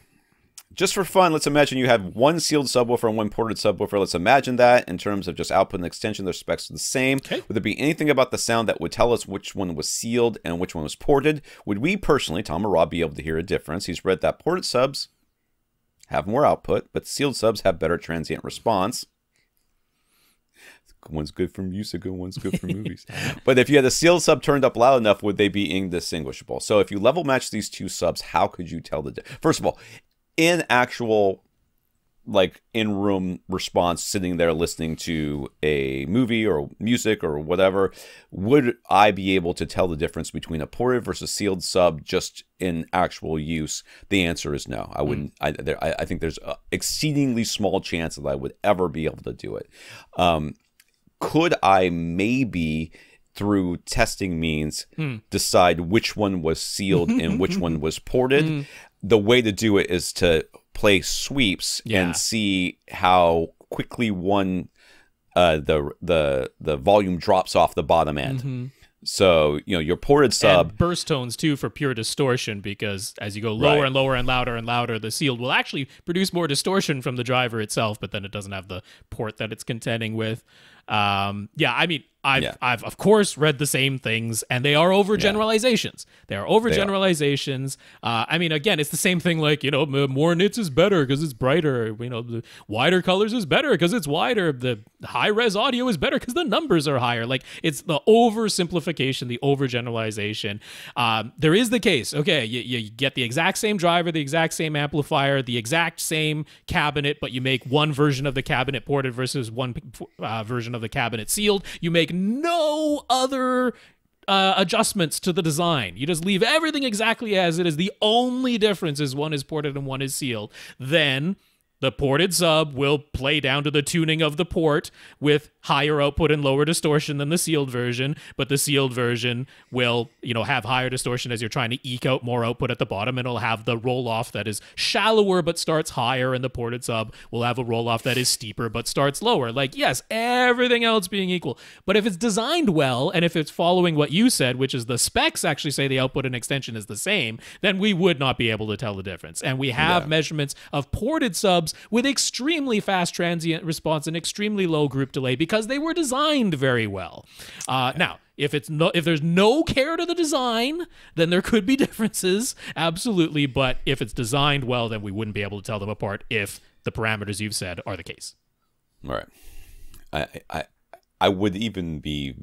like I said, we could probably design a test where you could in-room figure out which one was ported versus sealed, but it would be some sort of extreme, it would not be easy to do. Right. And even then, I think we would sit there and argue with each other for a little bit before we finally came to a consensus. And I think we would be right, but it would take a while. And so if the question is, can I match a ported and a sealed sub together if they have similar specs? The answer is yes, of course you can. Bertrand in Quebec. Bertrand followed all of our speaker advice, setting advice, and Rob's Room EQ Wizard tutorial. All speakers are now set to small, and any crossovers that were automatically set lower than 80 Hz during Odyssey setup have been then raised to 80. We said to leave any crossovers that were automatically set above 80 Hz alone, right? It's only his Atmos speakers, and they were set to just above 100 Hz. That is 100% fine. I would absolutely leave that alone. Yes, all correct so far. He's just using Odyssey built into his Marantz SR8015 receiver. What would be the advantage to buying the app? More control, the ability to turn off the mid-range compensation. If you really consider that a benefit. Consider that a benefit. The ability to store or remember different configurations. More than two, because his SR8015 can remember 2, but you can remember more than 2 if you have the app.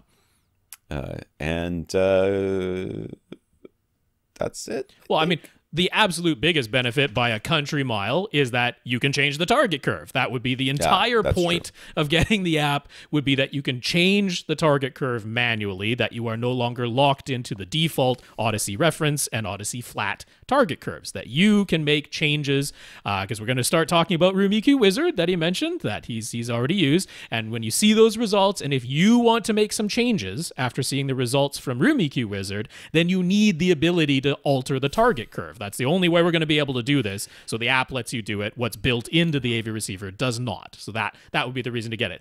We should mention there is Multi-EQ X now available. That is a Windows program. It runs on a Windows PC. It is $200, and it is locked to that one AV receiver. You don't get to keep Multi-EQ X if you upgrade your receiver in the future. You don't get to sell Multi-EQ X along with your receiver to a new owner. It is locked to you and that one receiver for $200. Now there, it goes beyond the $20 app by letting you, instead of having, like with the app, it's similar to running it off of your AV receiver, which is once you start Odyssey, you have to run the entire program. You have to measure all of the speakers in all of the mic measurement positions, and you get your one chance at changing the target curve beforehand, and then you run through the whole thing and then confirm with Room EQ Wizard afterwards. That could be a lot of time if you're using trial and error to make small adjustments.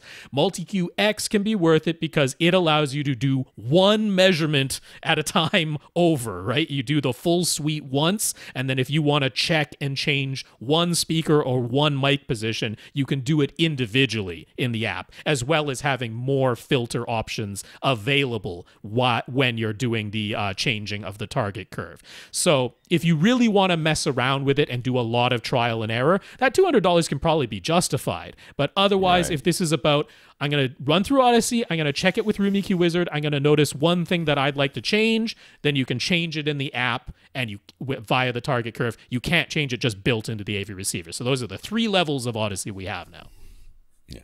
So he managed to get Room EQ Wizard to output individual test tones on his 7.1 bed layer of speakers from his Mac after playing around with listening modes and output settings. So you have a Mac, and unless it's running Windows, you can't do the X anyways.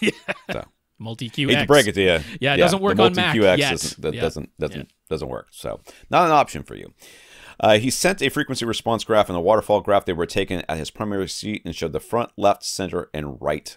The front, left, center, and right speaker. Okay, and this is a very nice looking graph. I mean, this is the result from Room EQ Wizard. This isn't the prediction that Odyssey made. This is actually measuring it with Room EQ Wizard. This is post Odyssey, and I would be extremely happy with this. To be honest with you, there's a little bit of fluctuation around 450 hertz. It looks like that's a little bit only of a dip in the center there. speaker. Again, I'm wondering if that's like floor bounce, shelf bounce. Yeah. It's more like but that. Look at that bass, man. From 100 hertz down, I know. it's just like straight. Yeah, it's nice. That's the 80. Your subwoofers are just got a little bit of a hump right there at 20, right where you want it to be. If you're gonna have a little bit of kick in the chest. Your waterfall graph looks great. For those of you that aren't looking on YouTube or seeing on the Flickr, the decay times are all really exactly what we would expect. You know, it's a little bit less in the treble, a little bit more in the bass, but it's even all the way across. You know, kind of the nice. It looks really, and since really we good. know he's using Martin Logan Motion Series speakers, there's more directionality to those. So we've seen some previous waterfall graphs where like the decay times all the way up to the highest treble is like a flat line. There's kind of no difference. Seeing that the decay times actually decrease even a little bit as we go into the really high treble on the folded ribbon tweeters that are more directional, we would expect to see that because they are more directional. They are not sending as much sound out to the sides and to the top and bottom. At the really, really high frequencies, they're more directional up there. So that means the decay times are going to be a little bit lower. That, what we've talked about of the treble having a little bit lower decay times than as we go down to the bass, and just seeing this sort of general rising of decay times as we go down in frequency. That's exactly what we've got in this waterfall graph, and things are looking really darn good there, Bertrand. Yeah. So he asks, now what? And that, for once, that "so" was written. It wasn't just me trying to figure out what I'm supposed to read.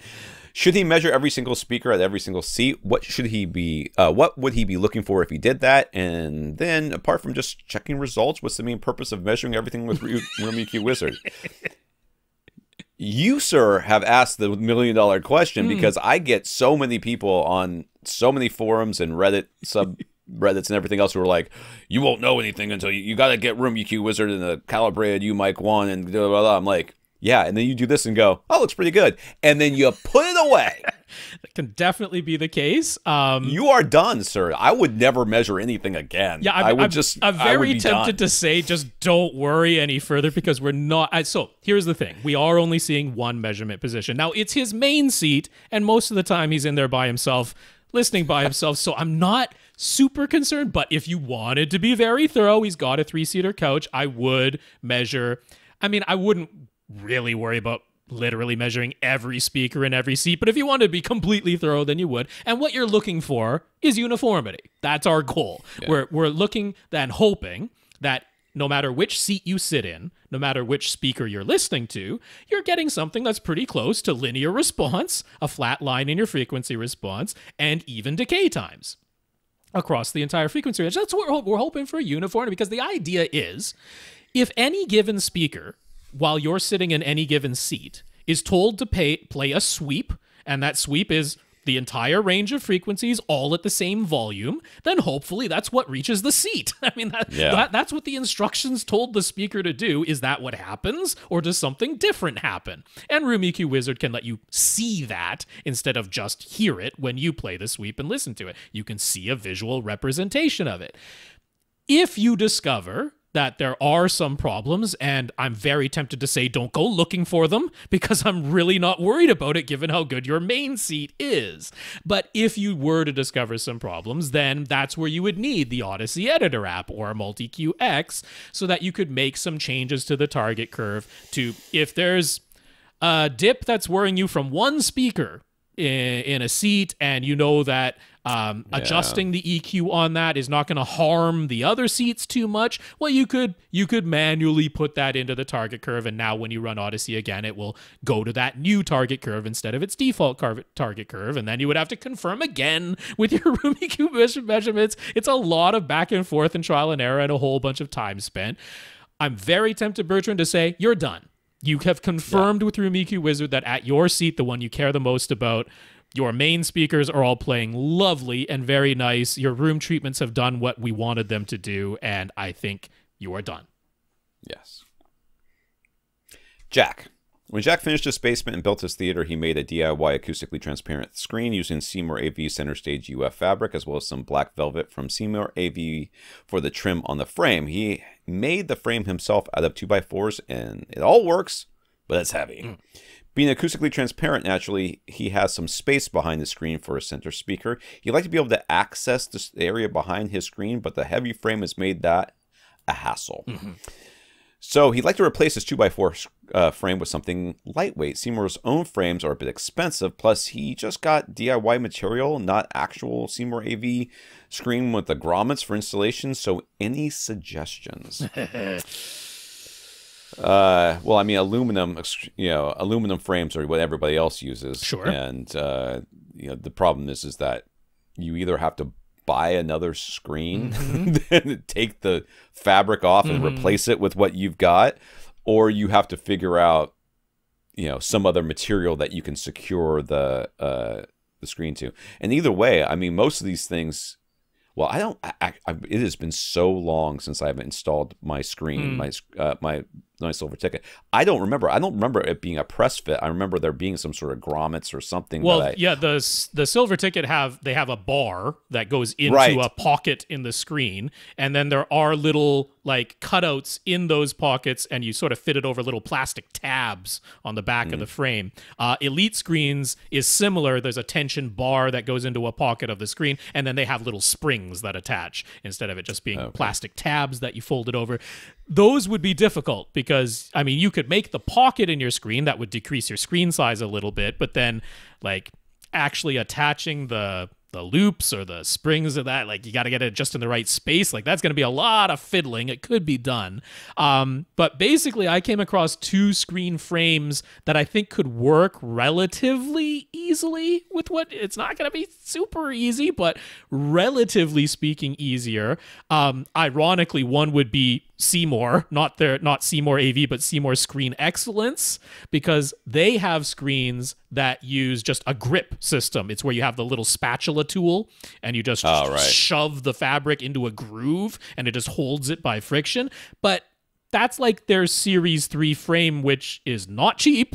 So given that you wanted to save money on it, like the groove holding would work quite easily, but I'm not sure you want to spend that much. So the one that I think maybe is worth at least looking at is Elite Screens, and very specifically their Aeon Edge Free. It has to be the Edge Free one, okay? Because there's regular Aeon and then there's Aeon Edge Free. And the reason I say that is because the screen attaches with Velcro on the Aeon Edge Free. And you could definitely sew some Velcro onto your existing fabric.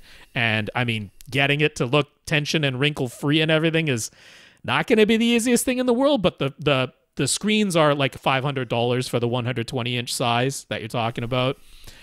So it's relatively, compared to other options, it's not crazy expensive. And then the Velcro attachment system would let you use your current fabric with, I think, the least amount of hassle. It's like, I'm not super keen on all of this, but I couldn't come up with a better solution.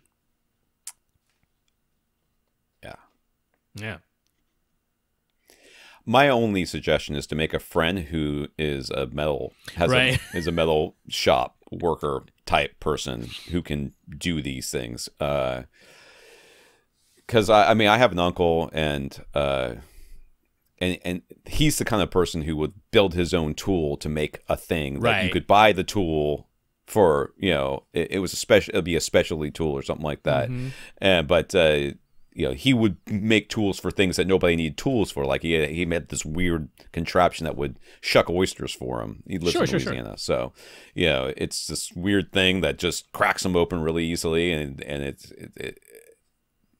it's fun. You know, I mean, that's the kind of person you need who can like take some aluminum and weld it together. Well, that was the other thing. Like, everything else. If you do want to do this DIY, if you can get the aluminum framing structure made somehow, I don't know where to point you to do that. But if you could have that, if you could have that, then you could potentially use that fabric mate. The stretched fabric system that's designed to put stretched fabric on your walls. Now, I mean, that's just plastic pieces. Again, it's the grip system, right? It's friction grip, where you wedge the fabric into there.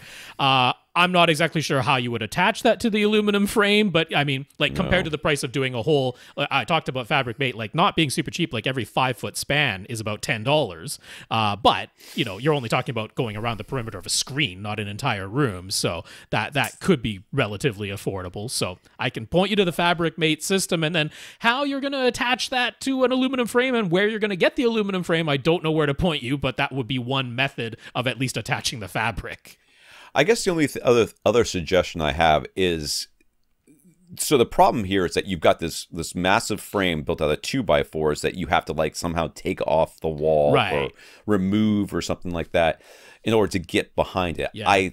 think the maybe the more cost-effective solution is a way to is an easier way to just move the thing out of the way. If that means hinges, if that means like even a piston system, like what Youthman has on his thing. He's got a piston system so that it's like assists in the weight of lifting it, but it is on a just hinge. Think about like opening the back door of your of your SUV or your minivan, so that the whole something that, and those things are, you can buy those on Amazon for $20-$30 to help you move it out of the way. I guess that would be my only I agree. suggestion. I think that might actually be much easier than redoing the entire frame, because if everything is already working and the fabric's already attached and all that, I think finding a way to work with what you have might be easier and more cost effective. So he's able to back up all of his discs using Plex, and uses Plex to play them back. He's interested in editing together his own demo reels. So what would allow him to gather scenes and stitch them together in his own custom video files? Well, I mean, I used Handbrake to burn things, but I don't think that's what you are looking for. So what do you got, Rob? So, I mean, he said that he's backing them up and playing them in Plex. So I have to assume you're already using Make MKV and turning your discs into MKV files, because that's how you do it if you're using Plex, because Plex won't play the full like ISO or BDMV folder structure. Won't play those, but it'll play an MKV version of it. So I assume that's what you're already doing. I assume you already have MKVs. And if you already have your movies as MKVs, you can just use Shotcut. Shotcut is free video editing software that relies on FFmpeg to import and export all of your different files. It'll work with the MKVs that come out of Make MKV. Now, you can't have a super wimpy computer doing this, and you want to have a lot of RAM because it is loading the entire movie file. So I mean, it's going to do it obviously in little sections as you're working with it. But if you don't, if you got really limited RAM in your computer, that's going to be slow is the problem. It'll still work, but it'll just be slow. So Shotcut will absolutely be able to do this for you for free. It's just you're working with large files to begin with. So what you want to do is bring the MKV in, find the section that you want, cut that out, save that as its own thing, and then do that to get all the clips that you want, and then assemble the clips. Don't try to do it all in one project where you're bringing all the entire movie files in, because trying to work with the full movie files is going to be a pain and going to be very, very slow. But yeah, you can absolutely just isolate the clips you want, save all those as separate clips, and then edit it all together. There's great transitions, and you can put text in, and you can do all kinds of fantastic stuff. So Shotcut is a great way to go. Burn it to a disc and never have to do it again. Or just save it as an MKV and play it through Plex. That's what you're going to end up doing. Billy says his JVC NZ8 is on order and he is anxiously awaiting its arrival. In the meantime, he's purchased the Peerless JVC ceiling mount and certified ultra high-speed HDMI cables that we've recommended. He's going to get a new AV receiver for a 7.2.4 configuration. He already has a 2-channel Emotiva amp on hand, so a model that has only 9 channels of amplification built in will be fine as long as it can process 11. He would wait until his JVC arrives just in case new receiver models become available by then. I don't know how long the shipping is on those things. Yeah. But I wouldn't think it was. But his current receiver has been acting up and producing static noise for a little while now. Since his NZ8 supports 4K 120, it would definitely be nice for the new receiver to have HDMI 2.1. His room is a small enclosed, and he's using Klipsch speakers, so there shouldn't be any challenge on the wattage size of things. So what models do we recommend? I guess it's the RZ50 or whatever it is from Onkyo would be the one, because the 71 you just can't get right now, though, is the problem. Well, the 7100 I think doesn't even do this many channels. The 7100 doesn't do this many channels. Yeah. No. The Pioneer LX505 is the sister model in Pioneer's lineup. That's the one that has global crossover for some reason and costs more than the RZ50. So I don't entirely... Strange. It's a very strange one, but that one you also can't get a hold of.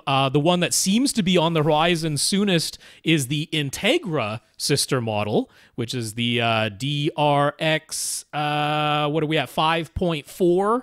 That's the sister model, but that one is $600 more than the RZ50, and does nothing different. It's just you're paying for the Integra name instead of the Onkyo name to the tune of $600 more. So in terms of, because he's like, it's a bit of a time crunch thing for him. He's like, he wants to get a receiver now. So I kind of have to point you to Denon or Marantz. Now, be aware, you're only getting one HDMI 2.1 input on any of these ones, but one of our favorite companies that we haven't been able to talk to for a while, but they've got some stuff back in stock, Accessories for Less, now has pretty much the whole lineup of Denon and Marantz' receivers available. I would point you to the X3700H. I don't see a reason to spend more than $1,300 for the Denon X3700H. It does everything you want. The only reason I might say to consider the X4700H, which is $1,700 at Accessories for Less, is if you just are dying to have Oro 3D, because that's the difference.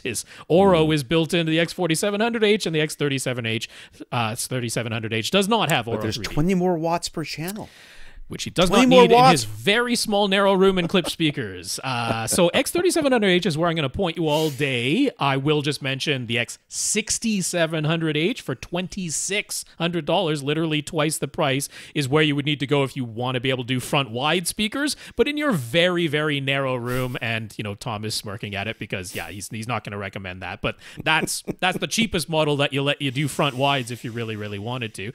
If you need more HDMI 2.1 ports, there's the $200 the little outboard box, the VS3 from Denon for $200, which actually Accessories for Less sells brand new. They just sell it, so you could order them together. That'd be $1,500. It's $100 more than the Onkyo RZ50 that you cannot buy right now. So I think that's really quite reasonable. So I would point you to the X3700H from Accessories for Less all day long.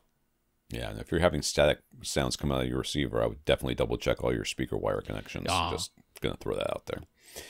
Luke has been using a JDS Lab Atom headphone amplifier for a while. It's $99. It's quite affordable, and he's been happy with it. He's had an issue where it stopped working and couldn't figure out why. So he tried contacting JDS Labs customer support and was very pleased when they responded first thing Monday morning. They provided useful information, were very positive and eager to help. He was able to resolve the problem, although being honest, he doesn't actually know what happened. It just seemed to resolve itself. Turned it off and turned it back on. And when he followed up with JDS Labs, they replied within minutes, and again, we were very pleasant to chat with. So big thumbs up for the customer service as well as for the Atom amp, except for the time when it took a vacation. He recalls that when we recommended the Atom amp, we said something to the effect of, it has the lowest distortion. He was comparing it to the SCHIIT. We can spell it Magni. Magni, yeah, which is also $99 and claims to be able to output even higher power. So he would just like to know, if we're looking at the specs on their respective product pages, what would indicate lower distortion or better performance in favor of the JDS Labs Atom thing. Okay, so let me look at these things. I mean, honestly, it was mainly the spec is the signal to noise ratio. It's just listed as SNR, signal to noise ratio, which the signal to noise ratio on the JDS Labs Atom is a better signal to noise ratio, 122 decibels of signal versus noise compared to the 105 or I think as high as 115 if using the low gain setting. Yeah, 115. Yeah. On the low gain setting. On the high gain setting, I think it's 105. So that 104. 104. That's what it says here. So just looking at the specs, that would be the indication, the signal to noise ratio. But if you do go over, this is one place where I will definitely say, yeah, Audio Science Review, the measurements, the full barrage of measurements that they do on electronic devices like this. And I mean, the measurements on that is pretty unassailable. Like, unless you just literally screw up doing the measurements somehow, it's objective. There's not really any subjectivity to those types of measurements. Now, you'll end up seeing that in the chart of where the Atom amp versus the Magni amp end up lying in terms of signal to noise ratio and what's listed as SINAD, that's signal versus interference, noise, and distortion. So like all the things that might put any type of noise into the signal. The Atom amp is higher on that chart. They're also like within 1 point of each other. So in effect, these are both very good amplifiers. You would not be disappointed with either of them. But even according to Audio Science Review's measurements and according to the specs, the Atom was ever so slightly lower in distortion. So there you go. Functionally identical. Yes. That's what it comes down to. But I love the JDS Labs Atom. I think it's affordable and reasonable and a really good performer. John has a setup in a living room space with a vaulted ceiling, so no Atmos speakers in there. He's sticking with the 5.2 configuration, but his Yamaha TRS-700 receiver is a Costco version of the V6A. Got a firmware update last year that added a feature called Dolby Atmos Height Virtualization. So he gave it a try. Why not? But with movies, he really cannot say he noticed a difference, but certainly nothing convincing him that there were sounds coming from overhead. It did allow him to play the Atmos soundtracks instead of just saying Dolby True HD or Dolby Digital Plus, though. When he played some stereo and spatial audio music, though, he did notice a difference, and he liked it. The treble sounded less harsh and more airy. So what does Dolby Atmos Height Virtualization actually do, and does it only affect his front, left, and right speakers? I don't know about that second part, but generally what these things do is phase. That's what they're doing. They're just playing with the phase to make you think that certain sounds are coming from different places than they actually are. It's the same thing that everything else been doing since forever. It's either phase, reverb, adding delays, those sorts of things. They do all these stuff together in order to give you those different DSP modes, and Yamaha does love their DSP modes. So, but this is a Dolby technology. It's available on pretty much all Atmos receivers now. Is Dolby Atmos Height Virtualization, and the reason it's there is if you do not have any physical Atmos speakers of any kind, you don't have upward firing, you don't have in ceiling, you don't have heights that are mounted high up on the walls, you have no Atmos speakers, you just have 5.1 floor level speakers. This gives you a way of playing back Atmos soundtracks. It lets the Atmos decoder come into the signal part of things and actually decode the object-based audio, exactly like if you had a full Atmos speaker configuration. But since you do not have any physical speakers to play that overhead layer, it virtualizes it. It plays it out of the speakers that you do have. It still treats the height layer as a separate layer from the bed layer, and it still uses the object-based audio instead of channel-based audio. So you get all those benefits of Atmos, but then it just tries to play that height layer out of your regular 5.1 speakers by, exactly like Tom said, manipulating the phase. There's also some equalization that's applied, a head-related transfer function. That's applied just to those height layer sounds to try and trick your brain into thinking that some of those sounds came from above you instead of in front of you and to the sides. It does use all the speakers available. However, it actually still works in the same... So, okay, the RX V6A or the TSR 700 version of it from Costco, that is a 7-channel receiver. If you had Atmos speakers, it would be 5.2.2, right? It wouldn't be 5.2.4. So even with Dolby Height Virtualization, it treats the height layer the same as if I did have speakers, what speakers would they be? It would be 2 of them and they'd be top middles, right? So it treats your system the same. It still treats it as though you have a 5.2.2 system, not a 5.2.4 system. And it tries to virtualize that out of your speakers. So it does make use of all the speakers. If you had a 9-channel or an 11-channel receiver, it would try to mimic having 4 overhead speakers. In your case, it's trying to mimic just having the 2 overhead speakers. But yeah, not really noticing it from movies, not super surprising because the sound is coming from your existing speakers. There is some equalization and phase adjustment being applied to try and trick your brain. Now, apparently that isn't doing a huge job in your case, and that's not surprising. Don't blame yourself. Don't think it should be different. In the stereo music, I think, because you're just upmixing it in general, you're going to hear that difference in sound, and then some of those sounds are going to have that same phase adjustment and EQ applied to them. So I think it's more just that you're upmixing from stereo to all 5 speakers. I don't know if you'd notice a huge difference of virtualization on versus off if you just did upmixing in general. I was going to say, yeah. So when you go from 2-channel stereo to any sort of surround mixing, the first thing I notice is that it seems like things get a little bit quieter and there's less on the top end. And I don't know if that's just me or if that's just my limited experience with that, because I don't normally do that. But it just seems to sound that way. And I'm guessing that's, like Rob said, the more of what you're hearing than anything else. 2-channel up to Atmos and 2-channel to 5.1. I can't imagine it's going to be a big difference there. Anyways, as long as you like it, who cares? Enjoy yourself. Absolutely. Martin in Ireland. This is our last question for today. Martin's room is 14 by 15 by 7, which he had to convert. I'm almost certain. He absolutely did. Thank you for doing it. He did it. I didn't do that conversion. He had it in his email. He has listened to us and knows we always talk things in feet and inches. That's right. Martin's room is 14 by 15 by 7 and fully enclosed, so he's dealing with less than 1,500 cubic feet of air. All along, he was saving up for a pair of SVS SB1000 Pro subs, but now the price has gone up, he'd be looking at €1,500 for the pair. Their original monolith 10-inch THX subs are available, and those a pair would cost $1,200 euro, so that's enticing. Andrew just finished a review of those. Well, no, he finished a review of the V2. Oh, the V2, sorry. Martin is talking about the V1. I'm sorry. Okay, the V1. Obviously, there's a physical size difference in the case of sealed versus ported, but what's really confusing to him is he looked up some reviews of the monolith 10-inch sub, and a couple of them mentioned how it plays deep, it plays loud, it plays linear, but they criticize that it's lacking in mid-bass. Because when you look at a subwoofer, what you really want out of it is mid-bass. Literally, these reviews don't know what mid-bass is, but we'll get into that. I have no clue. We'll get into that.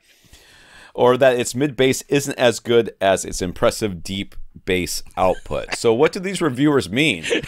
Again, reviewers want to say something bad so that you will read their... Like, they don't feel like they can just have a glowing review. And I feel the same way. And honestly, there are always things to say about a product that are bad. The problem is when you get something like a subwoofer. Because subwoofers only do one thing.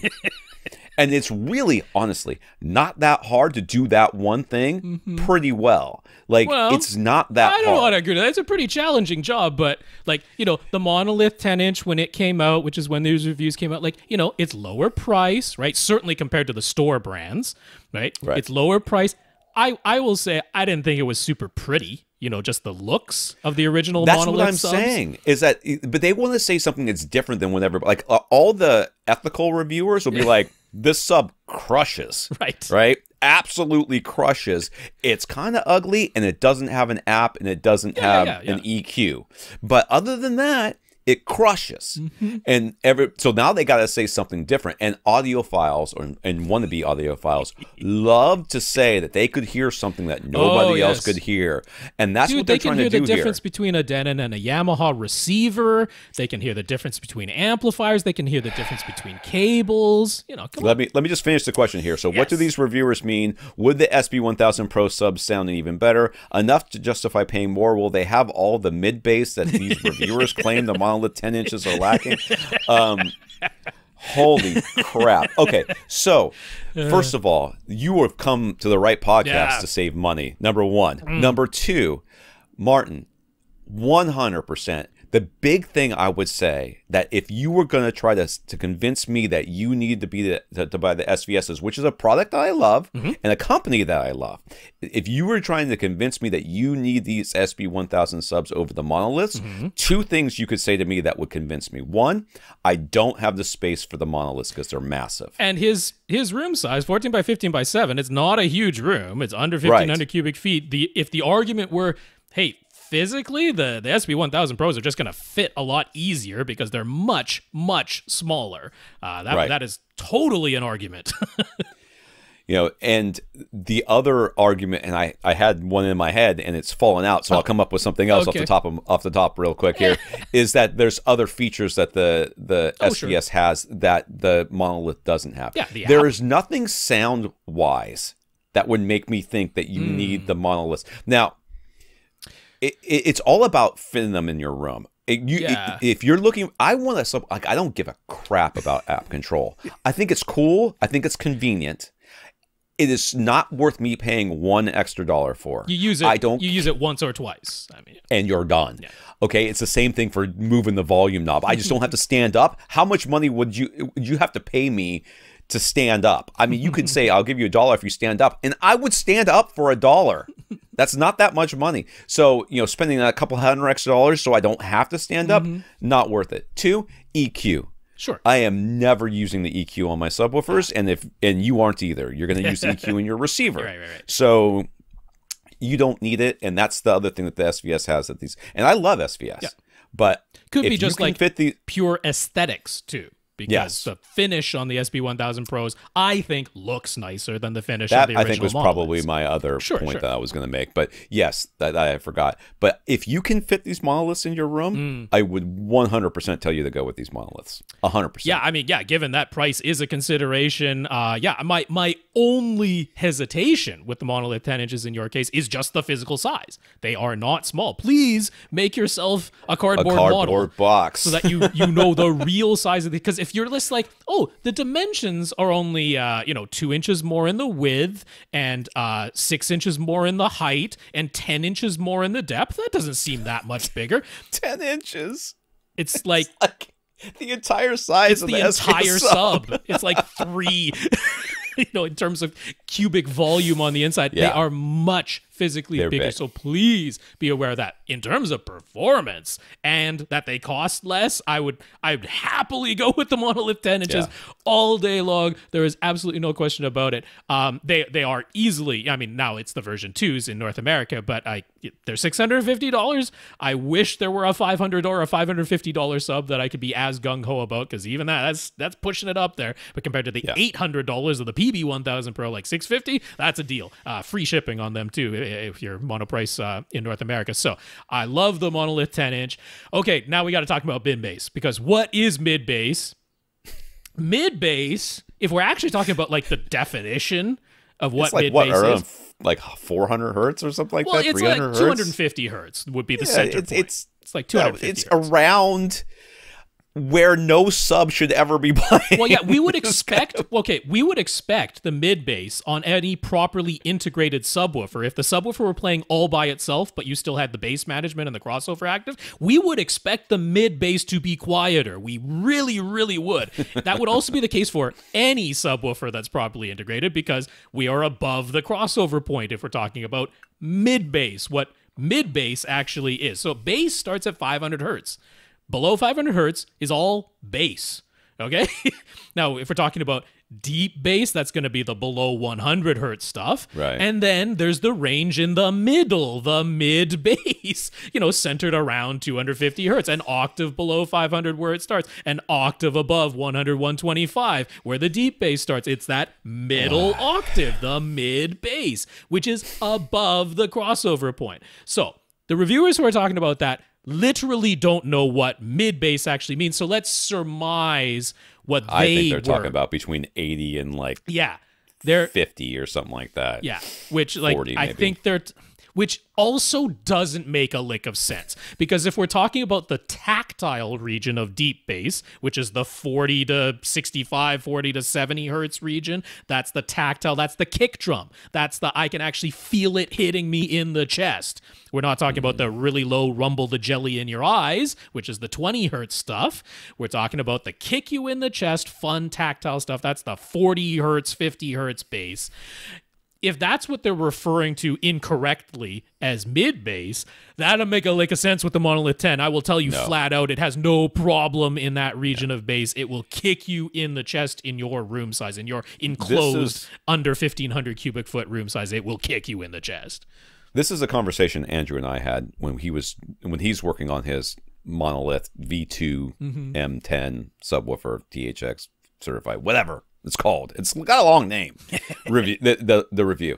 I'm like, you need to just be very careful to note that your room is playing a huge factor in what you are hearing. Thing to get into. So some a-hole reviewer who says that they can't hear the mid bass from a sub that objectively measures flat from 80 hertz down to 20 hertz and does not put an asterisk on their comment saying, but I played it in my room where it could be affecting the bass.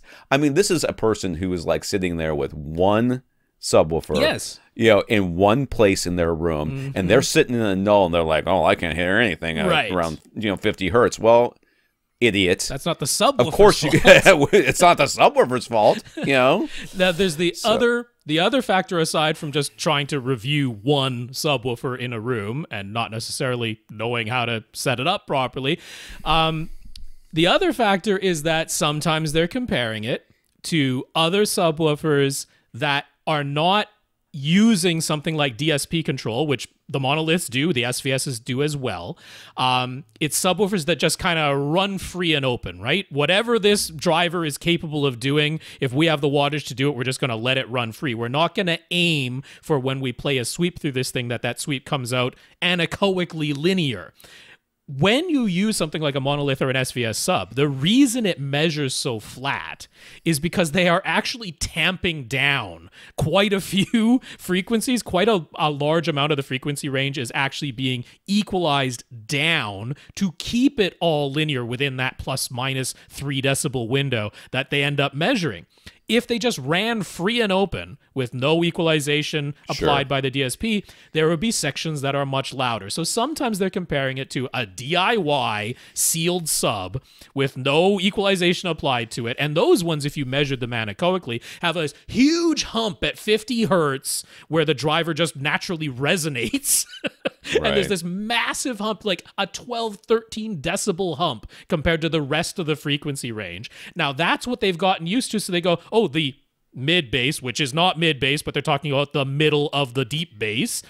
The middle of the deep bass on this DIY sub that I've been using with this 13 decibel hump at 50 hertz that I wasn't even aware of, well, it sounds louder at 50 hertz than this completely linear sub. So the linear sub is lacking. Right? Yeah, context. We got to look at that. Because, I mean, that's absolutely... my whole problem with people trying to either build their own subs without using a kit or whatever, or like infinite baffle subs where they're like, I'm just going to take an amp, put just let the 4 18-inch drivers in the wall and then power it and then expect through the power of positive thinking and magic and like, AV magic that it's going to sound linear and flat. Josh Ritchie, unfortunately, I mean, he stopped updating database.org quite a while ago. But if you look at through there and you look at some of the charts, of what the output was, and you see these ones where it's like, 20 hertz, 98 decibels. 50 hertz, 123 decibels, and it's like, okay, if you wanted to make that into a plus minus 3 decibel sub, it means you're cutting that 50 hertz resonance way, way down, which is, what the SVS and the monolith subs do. They would be louder. And not just them. I mean, it's not like these are just the only Rhythmic 2 subs that do this. Power Sound Audio and all of the very good brands that we recommend all do this because they want you to have a linear frequency response because that's what a speaker should do. We're mentioning these two because these are the two that this question refers to. But let it be said, all of the good subwoofer brands do this. Sure. Okay. Well, because and you'll even see they need to. Particularly in some of the little bit older Power Sound Audio models, they leaned more towards just letting them run open and free. So they couldn't state the plus minus 3 because that wouldn't be truthful, but they could state higher maximum output. At 40 and 50 hertz, there was higher maximum output for the dollar. Absolutely true. It wasn't that the SVSs at the time competing were literally incapable of doing that. They were tamping down what that driver could have done if it were running free and open. So putting all of that in context, I mean, the bottom line is we think as long as they physically fit, you should hop on those monolith 10s and be very happy with the results because we're certain that you will be. We are not the least bit concerned about actual mid-bass, which is above the crossover point, or the 40 and 50 hertz kick you in the chest bass, which the monolith 10 can definitely deliver. Yeah. I will reiterate, build yourself a cardboard box in the shape and size, the exact shape and size of these subs. They are bigger than you think they're going to be.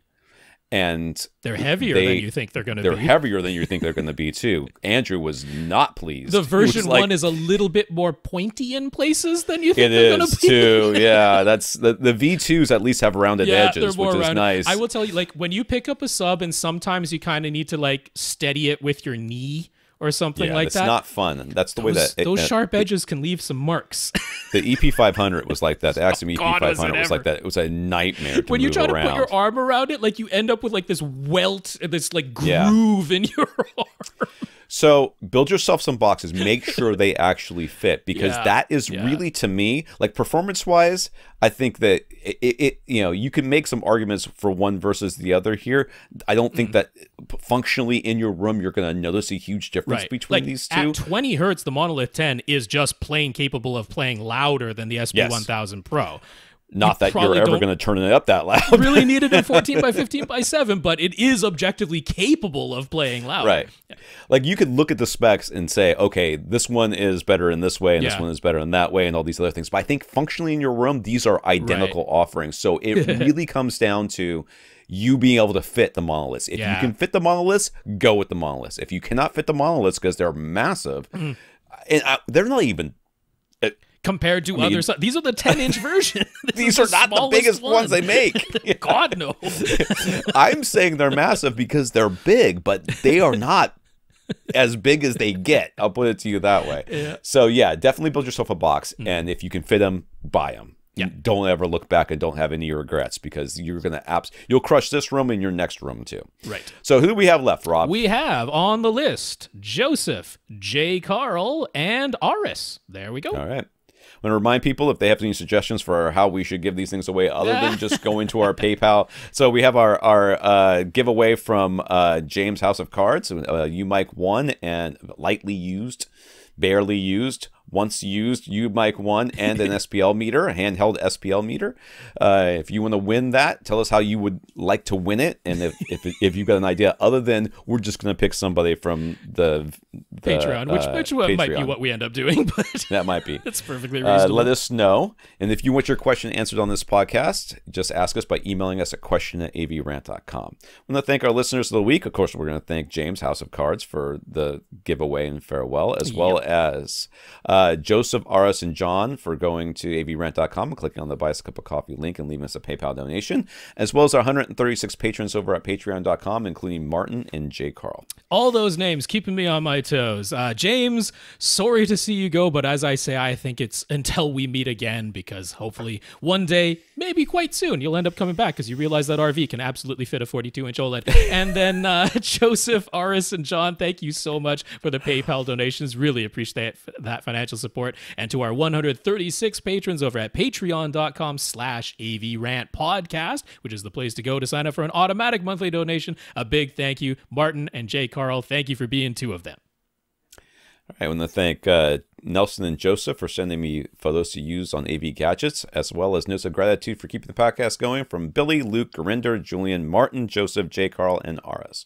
Yes, indeed. Nelson and Joseph, thanks so much for that permission given to Tom to use your photos on avgadgets.com. Very, very helpful. I like those oscilloscope shots. And yeah, Joseph's home theater photos, I definitely think you'll have a use for those because he's got some close-ups of things. So I think you'll like those.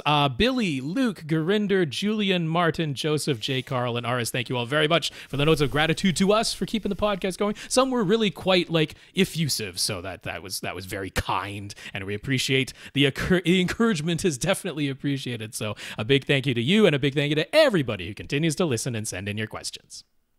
For AVRant, I'm Tom Antry. And I'm Rob H. Now stay in and listen to something.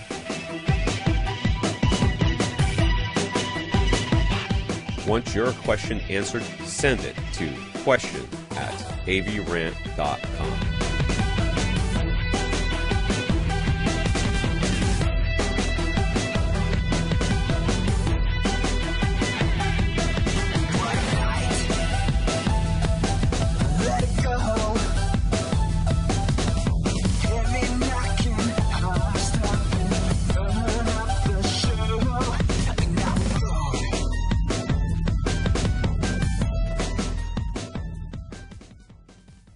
This is AV Rant. Now go out and listen to something.